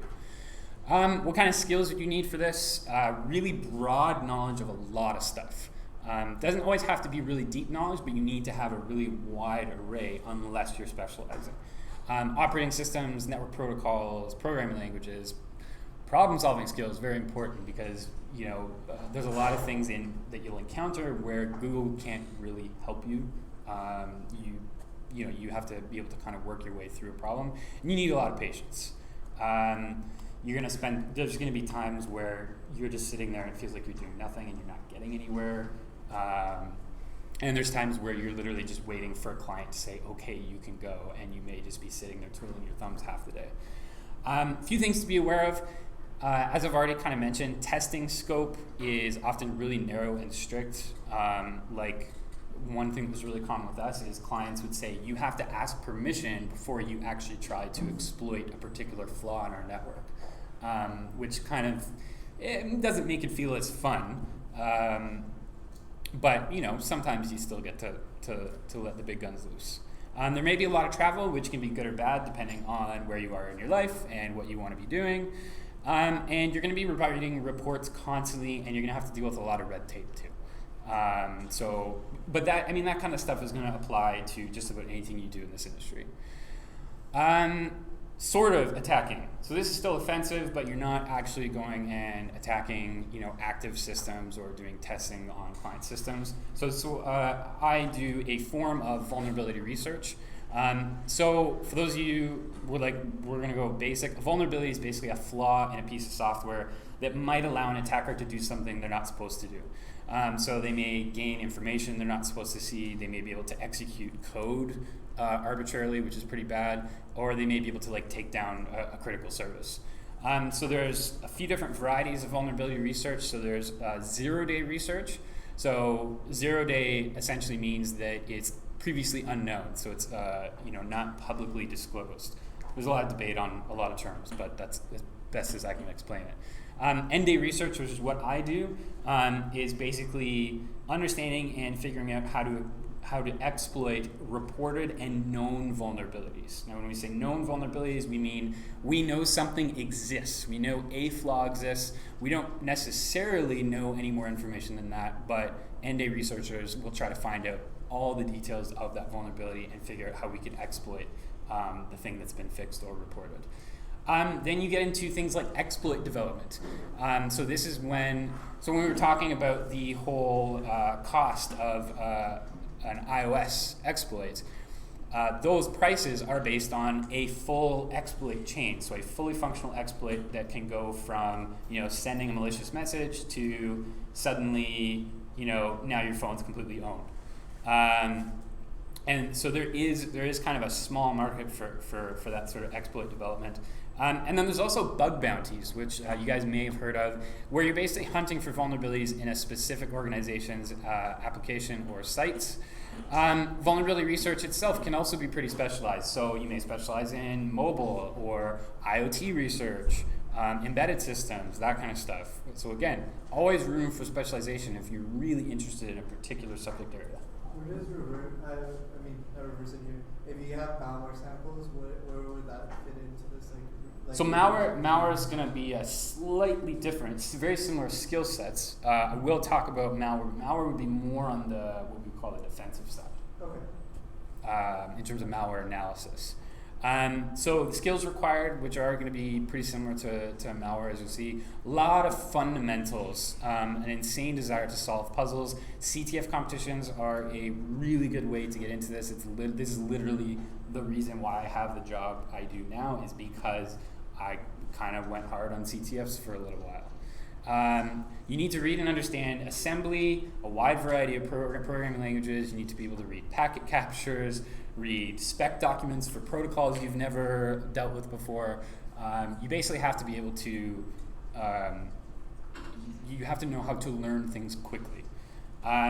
Security vendors tend to employ the largest number of vulnerability researchers because if they want to be able to detect a particular vulnerability being exploited, they need to know as much detail as possible about that. So they have people in-house that will do that kind of research.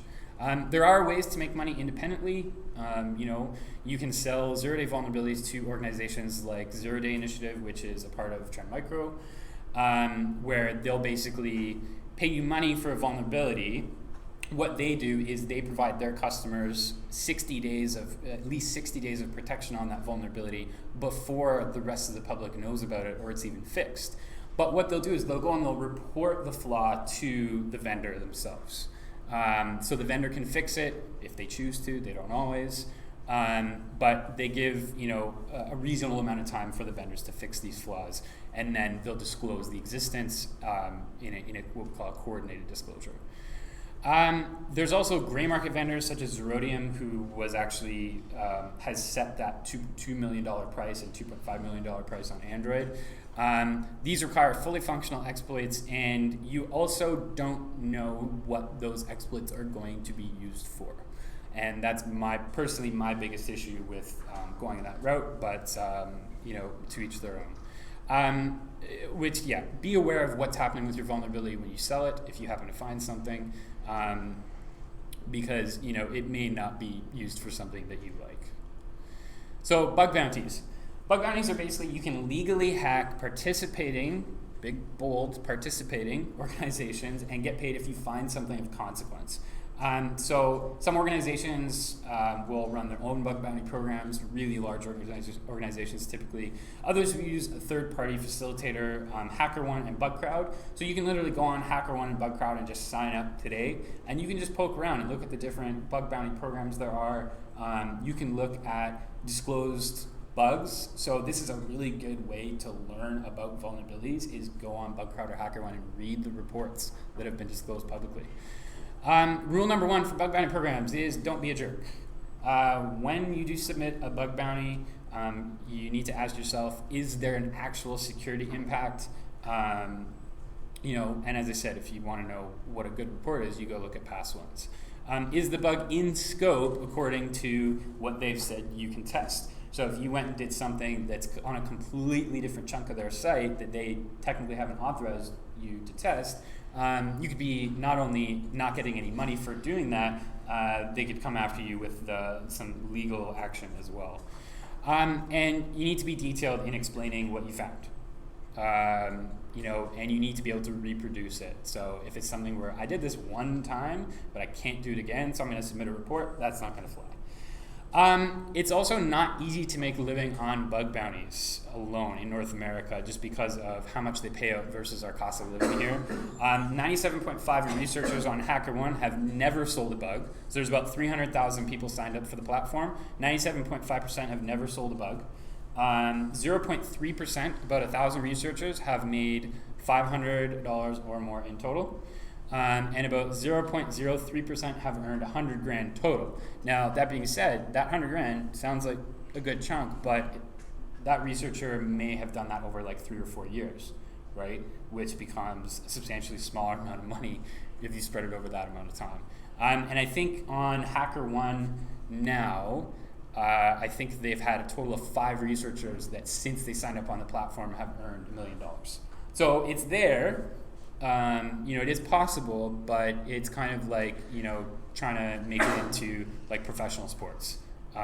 Very small percentage of people will kind of get to that level in bug bounties. Okay, let's talk blue team. Defending. So stop and find the bad guys, among other things. So we're going to start with security analyst, which is basically the most common entry-level role you'll see. I think a good half of the co-op jobs or more are effectively some sort of security analyst position. So essentially what you do, you typically work in a security operations center or a SOC, as we call it. You could again be an in-house security team for one of the banks, an insurance company, or you can work for what we call a managed security services provider or an MSSP. Consulting companies like Deloitte do this. Again, there's companies that specialize primarily in doing this kind of stuff. But basically what you do is you're going to be monitoring security logs. You're going to be working with what we call a security information and event manager, or SIEM or SIM as it's called. And you're going to respond to potential security incidents. As you get more experienced, you get into things like doing some malware analysis. You get to do some proactive, what we call threat hunting, is when you're trying to kind of weed out attackers on your network that maybe haven't tripped any of your other security controls yet. And you get to be more involved in improvements that go on day to day. Entry level, just so you know, does often consist of shift work. So if you're what we call a tier 1 SOC analyst, quite frequently you'll be working like 12-hour shifts. But again, if you put in your time and you can move out of there pretty quickly. What kind of skills required? Basics in networking, operating systems, tiny bit of programming can also be helpful if you need to like automate some really mundane tasks. Patience, because you're going to be sitting there looking at screens and sometimes nothing's going to happen for a really long time. So you need to be able to kind of deal with that and be able to pass the time appropriately. You do need rock solid communication skills. You have to be able to clearly communicate what's going on when you detect an event, because any miscommunications are just going to get amplified as they go up the chain of command in your SOC. just so you know, defending is a very hard job. Offensive teams, so like if you're a pen tester, you kind of get that instant serotonin hit when you completely own a system, you gain access to something you didn't have access to before. But when you're a defender, like there's nothing really to tell you that everything's okay, because because there's no alerts and there's nothing wrong doesn't mean there's no attackers in your network. I don't know if you guys have ever seen the Simpsons episode where Homer is inventing stuff. And one of the inventions he makes is it's just this really loud like fire alarm thing it's like an everything's okay alarm, and it'll go off like every 3 seconds if everything is okay. You don't have that. You don't have that constant like everything's fine, because you don't know if everything's fine. And just security analyst, this is a starting point for a career. Make sure that when you're looking at co-op employers, that kind of stuff, make sure that these organizations offer you a clear path for a career progression, because you do not want to be stuck as like an entry-level security analyst for a really long period of time. And every company that has a SOC is hiring, every single one of them. I would probably give someone $20 if they could find me a company that has a SOC that was not hiring. All right, then we get into security engineering, and this is basically. I hate to say it, they're kind of like the Oompa Loompas of the SOC. So you manage firewalls, the intrusion detection and intrusion prevention systems, also known as IDS and IPS. You manage the SIEM, endpoint security solutions, which is like your antivirus and that kind of stuff that's on, let's say like your company laptops. And these are the people that keep the SOC running smoothly. Sales engineers sort of fall into this role also, but what a sales engineer is doing is typically helping integrate their company's products into another organization's network. More experienced security engineers become security architects, where they're kind of putting all the different pieces together. It's like, okay, we need this thing here and this thing here. Got to put the firewalls here, the IDS, IPS sensors here. So that kind of work only comes when you've been around a fair bit. And this is very much sysadmin type work. So I did this for pretty much my whole co-op. This was the kind of work I did, was security engineering stuff. Skills required, you probably need to know your way around a command line interface. You need fairly deep knowledge on a variety of operating systems. So like you're going to be dealing with Linux type stuff. You're going to be dealing with Windows a lot. You're going to hit like some weird ones like FreeBSD or some weird mainframe operating systems occasionally. So, knowing more operating systems will always help you, because learning the next one's going to be easier. Programming is also going to help as well. You're going to need to automate stuff. And technology-specific experience and certification. So you may work at a company where they have all of this one security vendor's products, and so you need to get the certification for this that this vendor offers, so you know how to use their products really well. And as Leslie Hacks for Pancakes mentioned in her post, try not to get locked in by only working with a single vendor's products, because again, what will happen is if you want to try and go to a different company, they use a completely different set of products, you're basically going to be shut out of any of those kinds of jobs. Okay, so what happens if your organization gets owned? Then we get into what we call digital forensics and incident response, or DFIR. So the first part of that is a forensic analyst. You're going to essentially recover data to figure out how a device was compromised or abused. Or you may be recovering evidence to be used in legal proceedings, which is also known as e-discovery. You'll use a lot of forensic-specific tools. So forensics is one of those areas where they have a lot of very specific pieces of software and hardware that they use just for forensics. And you're going to be looking at drive images, memory dumps, that kind of stuff. Consulting firms provide this. Larger organizations do have in-house forensics teams. And you will need an extensive understanding of operating systems at an absolute bare minimum. You also need to understand how data is stored on disks and in memory, which is something that would come up in, for example, your operating systems design course. And patience, like pretty much all these jobs. If you really like looking for needles in haystacks, and you're a big fan of that, forensics is maybe the thing for you. And if there is an incident, then we also turn to incident responders. So incident responders basically figure out how to deal with an incident and help coordinate the resolution. They also need to try and figure out, hey, like, is the attacker still inside our network, or have they, have we kind of dealt with that? So basically, you build a timeline of what happened in order to fully resolve the incident, determine the effects. You need to coordinate the response as well with all relevant parties, management, customers, etc. And you're going to have a similar set of employers as forensic analysts. Communication skills become basically one of the number one things here. Like, the technical stuff is really important, but you need to be able to communicate strongly and in a timely manner and very clearly, because a lot of this stuff is incredibly time sensitive. You do share some technical skills with forensic analysts, but it's more that you're trying to put the big puzzle together as opposed to really nail down this one thing that I'm analyzing. And just be aware, incident response can be high stress. There can be long and weird hours, and likely will require travel. The same thing kind of applies for forensic analysts as well. And if you really just love coding and programming and that kind of stuff, but you want to kind of have a security lean on that, there's application security, aka AppSec. The industry needs programmers that can help create more secure software and not just write secure code. So your job, if you were, doing something with AppSec, you're basically there to ensure that everything is developed from the beginning with security as part of the process. And I say good luck because a lot of organizations don't see the value in dedicating money and resources to making sure code is secure from the start. It's often an afterthought that they bolt it on at the end and it's terrible. And this is how I stay employed, basically. Basically, any organization that does software development needs these kinds of people. Toronto is absolutely full of software development, and there's tons of room for people who, maybe you're really into software development, but you like the security side of it. This is what you want to do. Obviously, you need a lot of programming and also general development and software engineering skills, so understanding development life cycles, that kind of stuff. And you probably need to have a very deep knowledge of at least one major, as in very popular language. It also is very helpful to have a knowledge of vulnerabilities and exploitation because you need to know what you're trying to prevent in terms of analyzing code. Auditing and compliance, really fun stuff.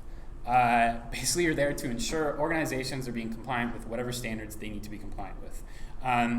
So the payment card industry data security standard, also known as PCI DSS, is one of the most common. There's tons more regulations.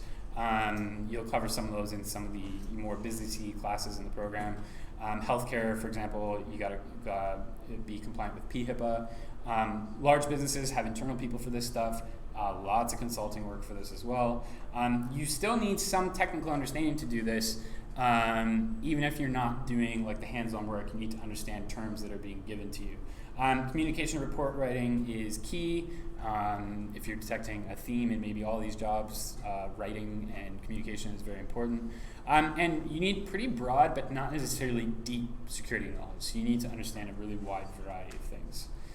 Okay, so InfoSec and diversity. The InfoSec and the hacker community is full of a really wide variety of people. If you look at the crowd at DEF CON, you'll see any sort of category that you can lump people into is there. General rule of thumb, treat everyone with the utmost respect regardless of race, creed, religion, gender identification, sexual preference, ability. If you don't and word gets out about it, you'll get called out on it very, very quickly. It is a career limiting move to be a dick. So just don't. If you, like me, are not part of a minority, middle class, white, straight, I don't fall into any of those categories, so I don't get to tell people who fall into those categories how they feel about things. Feel free to signal boost people that are affected by something. If it's something that affects a minority group, you can signal boost all you want, but just let them have their thing. I and most of the community have basically zero tolerance for this these days. And some of the online communities, some of this is still a bit prevalent, but they're starting to get better at it. We're drawing more attention to it. And if you kind of follow the InfoSec scene on Twitter, yeah, it's pretty common now that I would say every couple months someone will it'll finally come out that someone's been basically, you know, stalking women for the past 5 years. So it's I think we've kind of hit a turning point with this. So just, you know, be aware of that. Keep it in mind when you're interacting with people. So the community. Honestly, almost everyone I've met in this entire industry is awesome, really approachable. Make connections with people. You know, go on Twitter, find Slack communities, come on Discord, just sit and lurk, just listen to what people are saying, and, you know, when you feel comfortable, join in the conversation, ask questions. Number one place to start, Twitter. Get on Twitter now, keep up on it, a few minutes every day, just, you know, scroll through the feed. I have kind of a love-hate relationship with this feature on Twitter, but the whole thing where it shows you the top tweets first instead of tweets in the order that they're appearing is actually kind of valuable for this if you're just getting into it. If you just follow a whole ton of people in the industry, and I have a very, very large list here, which, yeah, I don't bother.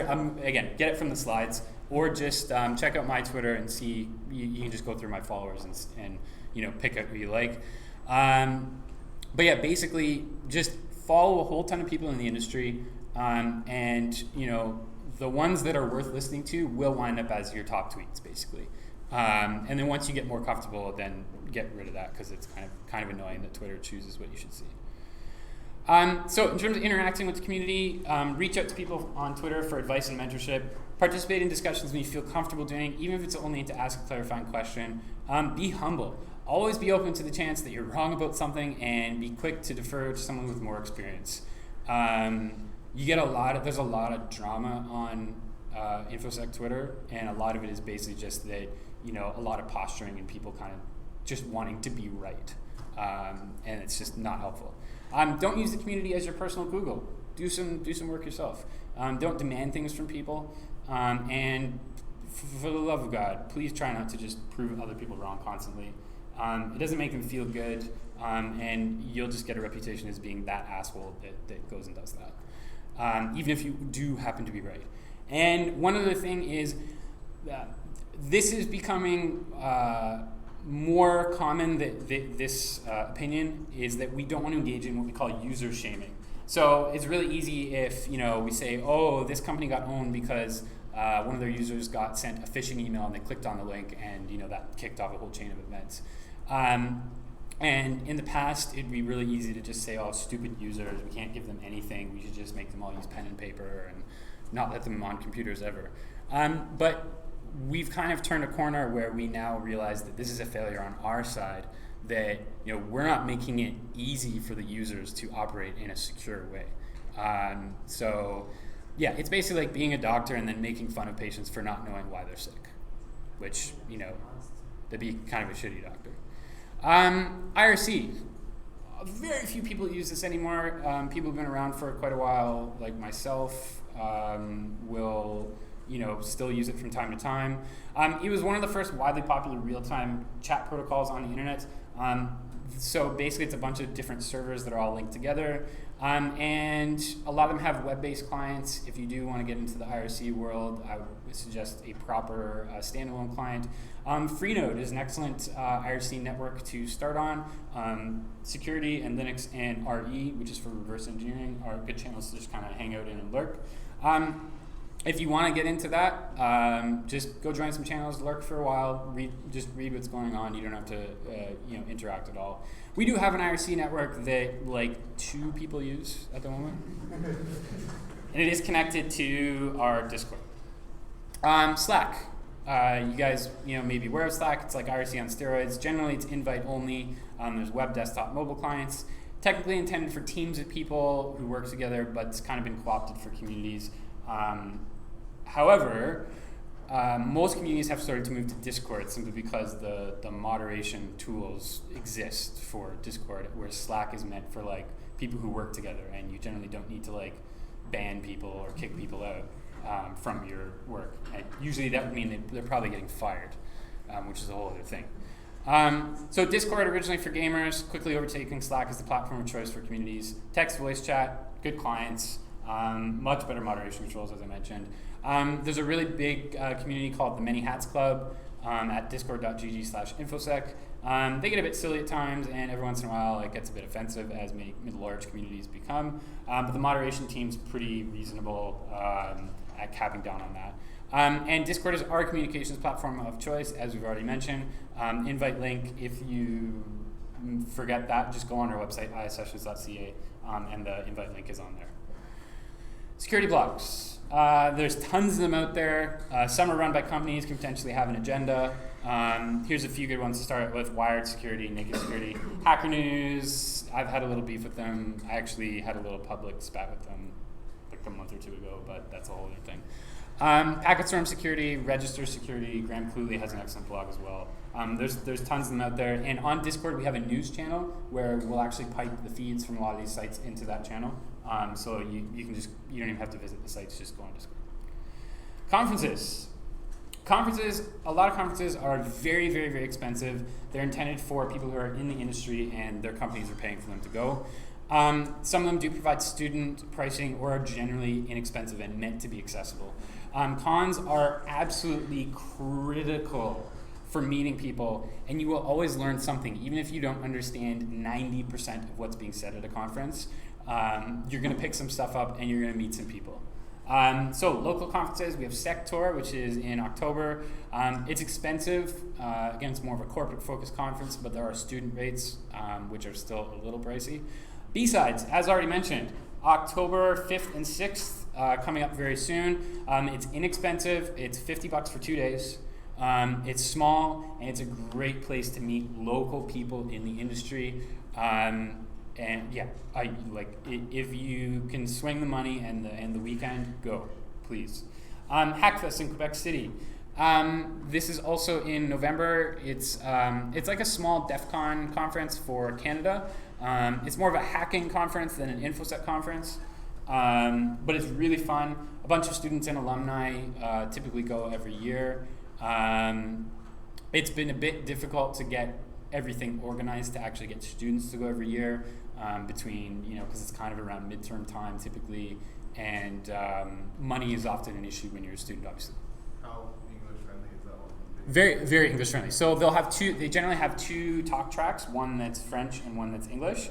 And the majority of sort of like events, like the CTF, which is sold out, by the way, but the majority of the events, like the party and stuff, is either bilingual or they'll do a lot of English. So it's very well attended by English-speaking people. So, and personally, I've found Quebec City to be very, very friendly, and not like stuck up or snooty at all in terms of English-speaking people or people who speak very bad French like me. So yeah, I've always Hackfest is basically I credit a large part of my career to going to Hackfest like 3 or 4 years, just because of the people I met, the things I learned. Yeah, highly recommend if you can swing it. Get a group of students together and share a hotel room. It's a lot of fun. There's also sort of more specific focus conferences. So there's Recon, which is in Montreal every June. It's quite expensive. But it's a hardcore reverse engineering focused conference. I went a couple years ago, and honestly, I think my brain was melted by like the third talk, because there's a lot of really ridiculously smart people talking about some really cool stuff, and I didn't understand a good chunk of it, but it was still good. Countermeasures in Ottawa is a very corporate focused conference, very expensive. NorthSec in Montreal. This is another one that I would recommend. It's in May. I would recommend looking at it, going there. There's a really big CTF competition, and it's a ton of fun. I plan on going maybe this year myself. I haven't been to NorthSec yet, but I always hear very good things about it. So there's it's a conference and a CTF, but it's a big focus on the CTF. Like, it's a huge, awesome CTF. And there's a lot of beginner friendly ones. Yep. Yeah. There's also talent. Oh, yes. There's also meetups. Yes. So I've actually completely forgot about meetups. So there's Task, Toronto Area Security Clash, and I'll post some of these in Discord. So Task is a monthly meetup, and usually be 2 talks, and typically, do they still do pizza? They still do free pizza? I haven't been to one in a while. So yeah, again, good place to network, maybe learn some stuff, and industry people will be there 100%. And then there's also some more specific ones like OWASP Toronto, Open Web Application Security Project. The Toronto chapter will have meetups as well. And And I think those are kind of the two main ones other than Also us. DEF-CON. Oh, DEF CON 416. I always forgot about them too. So the DEF CON security conference has like local chapters of meetup groups. So them too. Other major conferences, DEF CON. I've just thrown that word around a bunch. It's the biggest hacking convention in the world. It's every August. You need to go at least once. I still have yet to go, but I will be going eventually. Black Hat in Vegas. It's basically a corporate DEF CON. It's the same week as DEF CON in Vegas. And B-Sides Las Vegas is also held during this time. It's a great alternative to Black Hat. There's a Black Hat Europe and a Black Hat Asia. I'm going to Black Hat Europe in London in December. There's ShmooCon. There's the Chaos Computer Club, which is basically like DEF CON Europe. And there's just so many conferences. There's one or two every week, and some of them will be kind of specialized in their purpose. Learning resources. All those conferences, most of those talks become freely available, depending on the conference. Black Hat, not always. DEF CON, yes.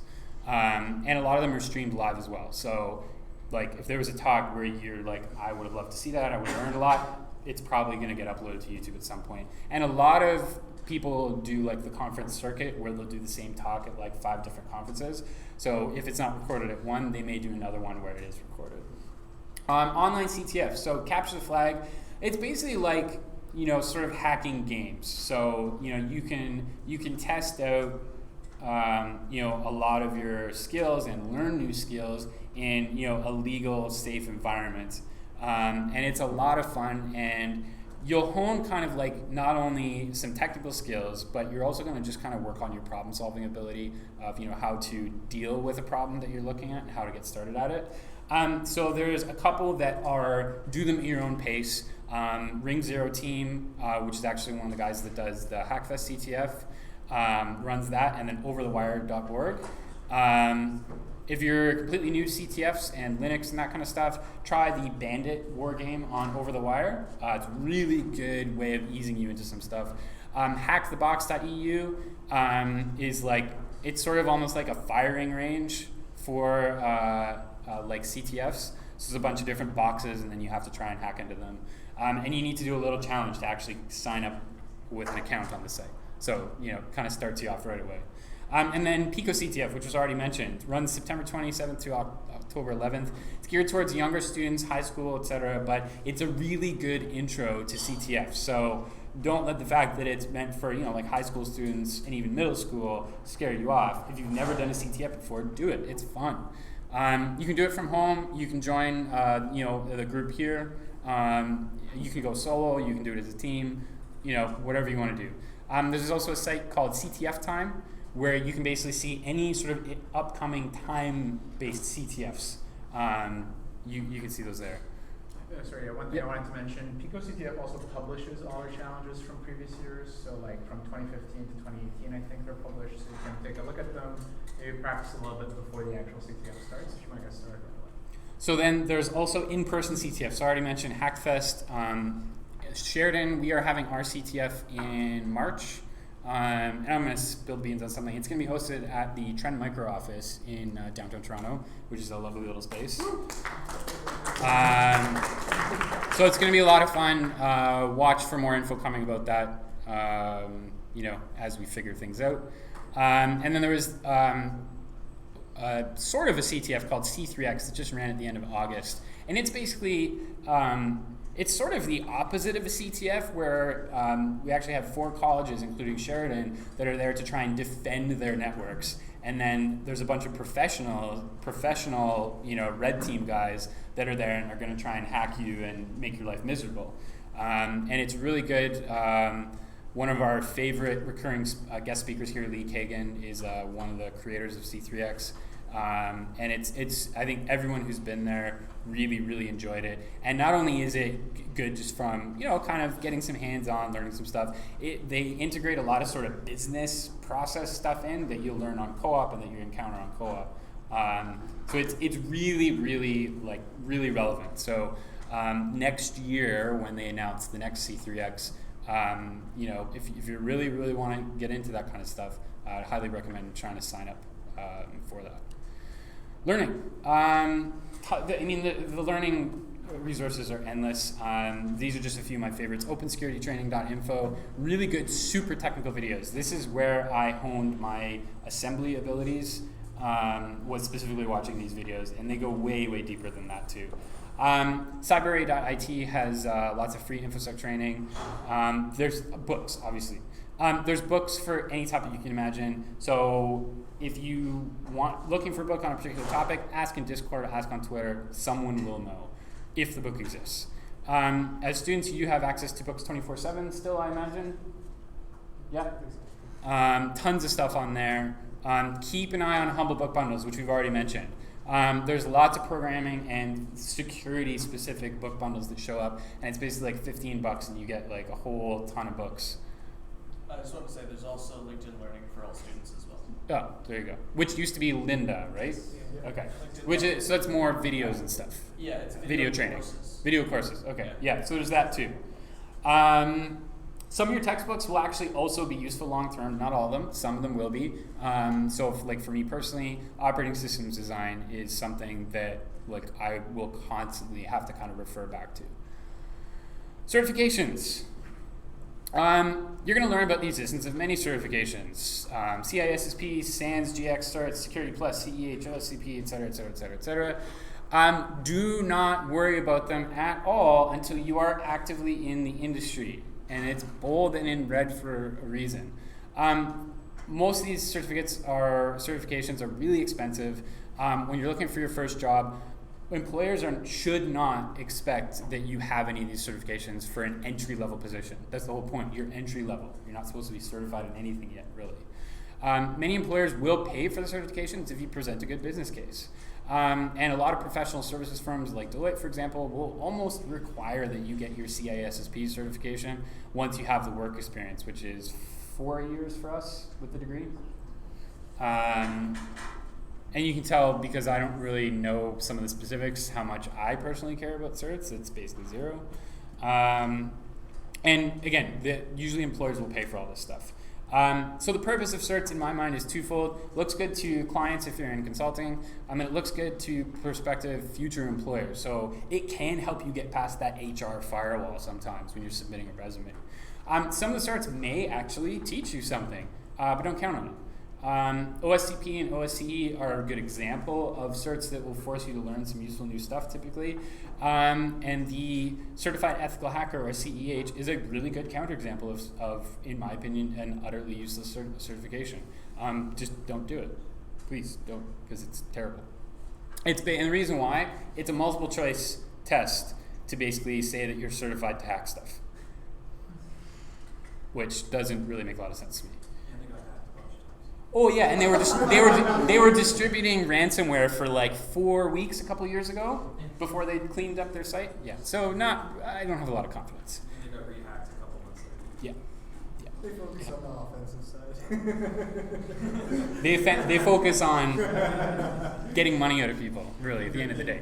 Okay, so really quick, let's talk about career progression. Your first industry job, again, if you're like first, second year, don't even worry about your first job. I know it's like the forefront, it's why you're here. You're here because you want to get a job. If you are worried about it, you do have a mandatory 8-month co-op between third and fourth year. As long as you work hard during co-op, you'll generally have a job waiting for you once you're done school. This is the easiest way to jumpstart your career. You may not want to work there super long term. That's how I felt about Deloitte. But the experience and contacts you make will open up your opportunities like crazy. If you have connections, family, friends, distant relatives that work at like a company you're interested in working for, leverage those. Cold applying for jobs doesn't really work that well a lot of times. The meetups are great for that, actually. Yeah, and meetups are fantastic for that kind of They stuff. always say at some point that vendors will go out to say, we're hiring, just talk to us. Yep, Like exactly. 5 to 6 vendors at a time. Yep. So I'm just going to go really quickly how I progressed through my career. This is my own personal experience. It's not going to be reflective of what others went through or what will work for you, but this is just kind of what I wound up with. So I started the program with a bit of a head start. I had about 15 years of casual Linux experience, tinkered with computers like my whole life, but no formal education. I didn't really get into programming at all. I sold and repaired computers at Future Shop for a little while, which was, it was a job, but it was pretty crummy. So I entered the program. Between year and two, through a friend, I did some general IT work for a small company. My friend happened to be the CTO of the company, so he was like, hey, come and do some stuff for me this summer. Again, use your connections if you have them. Somewhere between year 2 and 3, I did some development work for a variety of like hardware kiosks at IBM. So if you've ever been through the CBP at Pearson Airport, you'll actually see some of my handiwork in the face recognition cameras. I kind of started that, which I feel very bad about now, honestly. I don't feel good about it, but it was work. Co-op, I worked at Deloitte on the consulting side as opposed to their security operations center in Vaughan. I primarily worked, as I mentioned previously, in a security engineering role in a client SOC. And again, I wasn't really a big fan of the work, but I agreed to work part-time during semester 7 and 8. By the way, if you don't need the money, don't do it. It's terrible because semester 7 and 8 are really busy with your grad project. After graduation, I decided to stick it out with Deloitte for a while. I wanted to get kind of close to about the 2-year mark, just so I could have that and say, hey, I put my time in here. I was able to ask for a transfer to the vulnerability assessment and pen testing team. Your experience, even within a company, it is leverage. So once you have experience, you can sort of say, hey, I kind of want to do this. I'm good. So you don't want to lose me from the company. So can you please transfer me to this thing? I want to do more. After a short period of time, I realized it wasn't really quite the right thing for me, and I decided to start keeping my eyes and ears open for new opportunities. And this is a good time early in your career, is when you can experiment. You can take a job that you're like, I'm not sure if I'm going to like this, but because you don't have that huge library of experience built up, it's not that big of a deal. So you can switch early. I would encourage it if you're at all unhappy in your kind of initial positions. With roughly 2 years of not completely full-time experience, so I did the part-time, I did co-op, and I did about another 8 months of just full-time. I was not only able to apply to positions that were not entry-level, but I actually had recruiters coming out and contacting me saying, hey, we think you'd be good for this position. I wound up with 2 offers at the same time for 2 very different positions. I went with my gut, and I'm 3.5 years later, I'm incredibly happy with where I work now and have no plans to go anywhere anytime soon.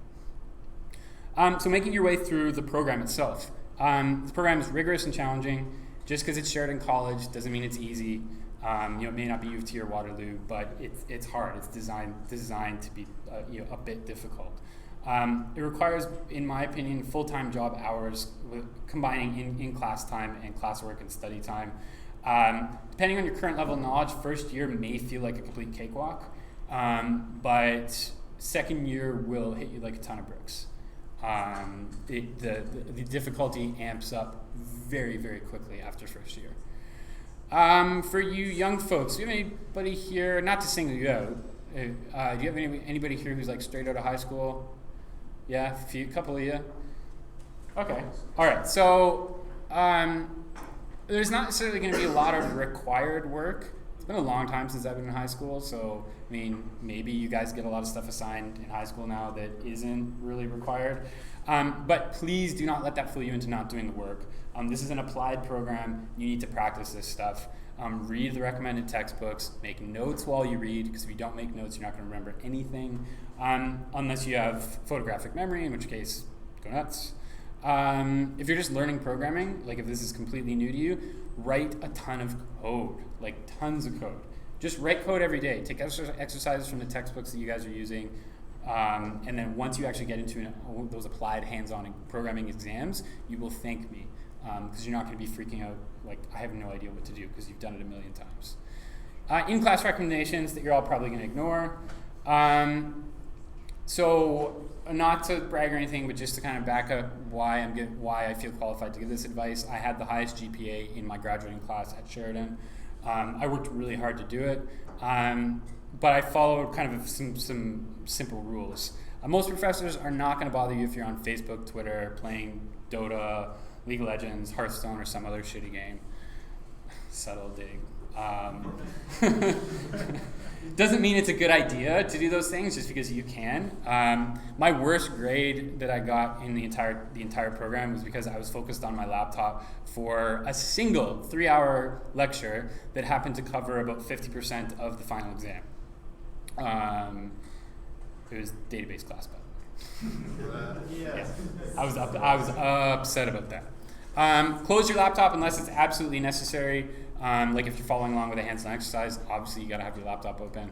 And kind of a weird suggestion, write notes by hand whenever possible. There's some pretty solid research that you learn more by writing than by typing due to differences in cognitive processing when you write. Also, ask clarifying questions of your professors that are there to help you if you've been paying attention. If you gapped out like I did, maybe after the class is over, or during office hours, go and try and sort that all out. Non-class time, find classmates, use each other to learn and ask questions, share knowledge, solve problems together. Read ahead when you possibly can. Lectures tend to make a lot more sense if you at least have an idea of what's coming. And do not leave anything to the last minute. You will regret it. Something will for sure go wrong. Especially in programming assignments, you think, oh, this sounds really easy, and then you start doing it, and stuff's crashing and getting weird results, and because you're panicked, you won't be able to kind of think it through really well. Balance. Procrastination, as I said, it's going to be the death of you. We're all guilty of it. I did struggle with it a lot. If you're a gamer like me, use your game time as a reward for completing something. If you game first, you're not going to stop, because I'll go for like 5-6 hours straight and then realize, oh shit, I gotta sleep because I have class at 8 a.m. Please do not sacrifice sleep and food. It's gonna really impact your ability to learn and comprehend, and you need to brain work at full capacity for this program. If you don't need to work a part-time job, don't. It's not worth it. You need to dedicate as much time as possible. And if you do need to work, like I had no choice. You really have to become a master at scheduling everything in your life, and you have to have the discipline to stick to that schedule. Your personal reputation.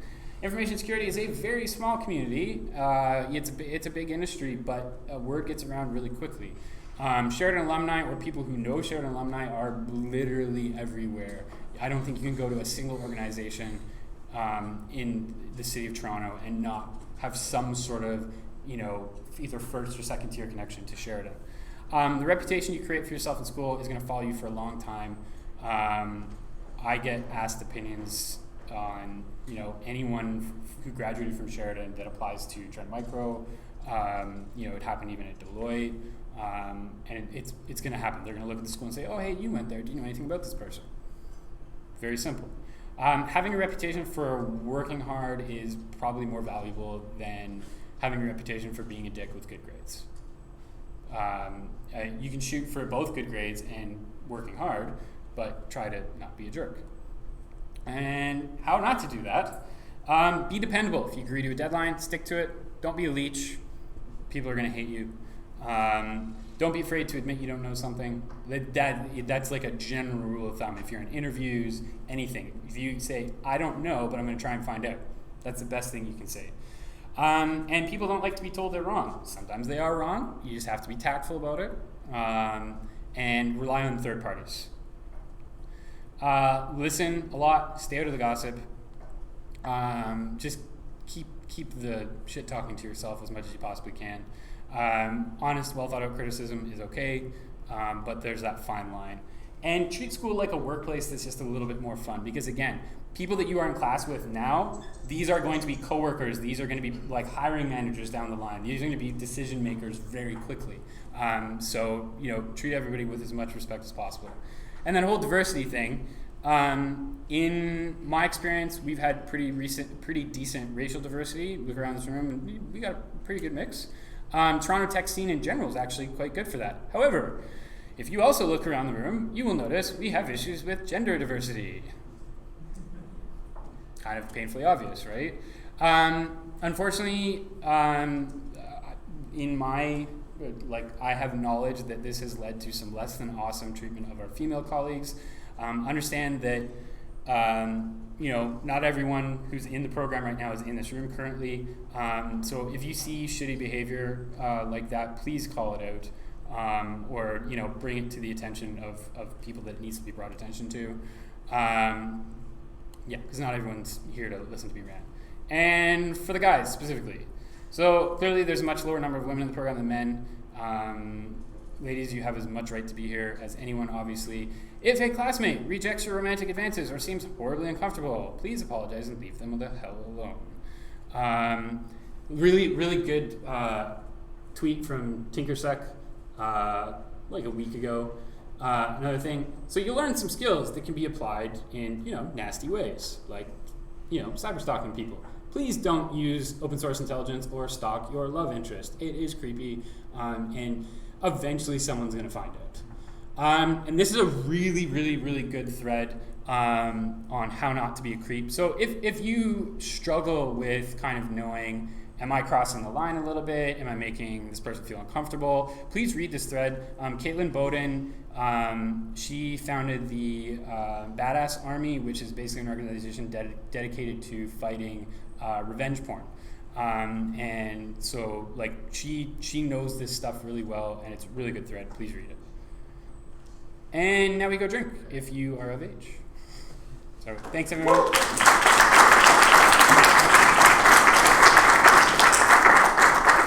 Thank you very much, Sean, and thank you guys for coming. Hopefully I'll see you again.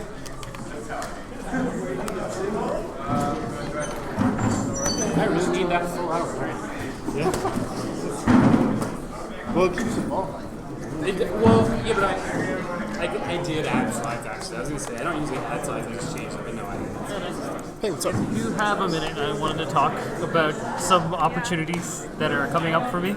Okay, let me wait a sec until I click stop stream. Sure, no problem.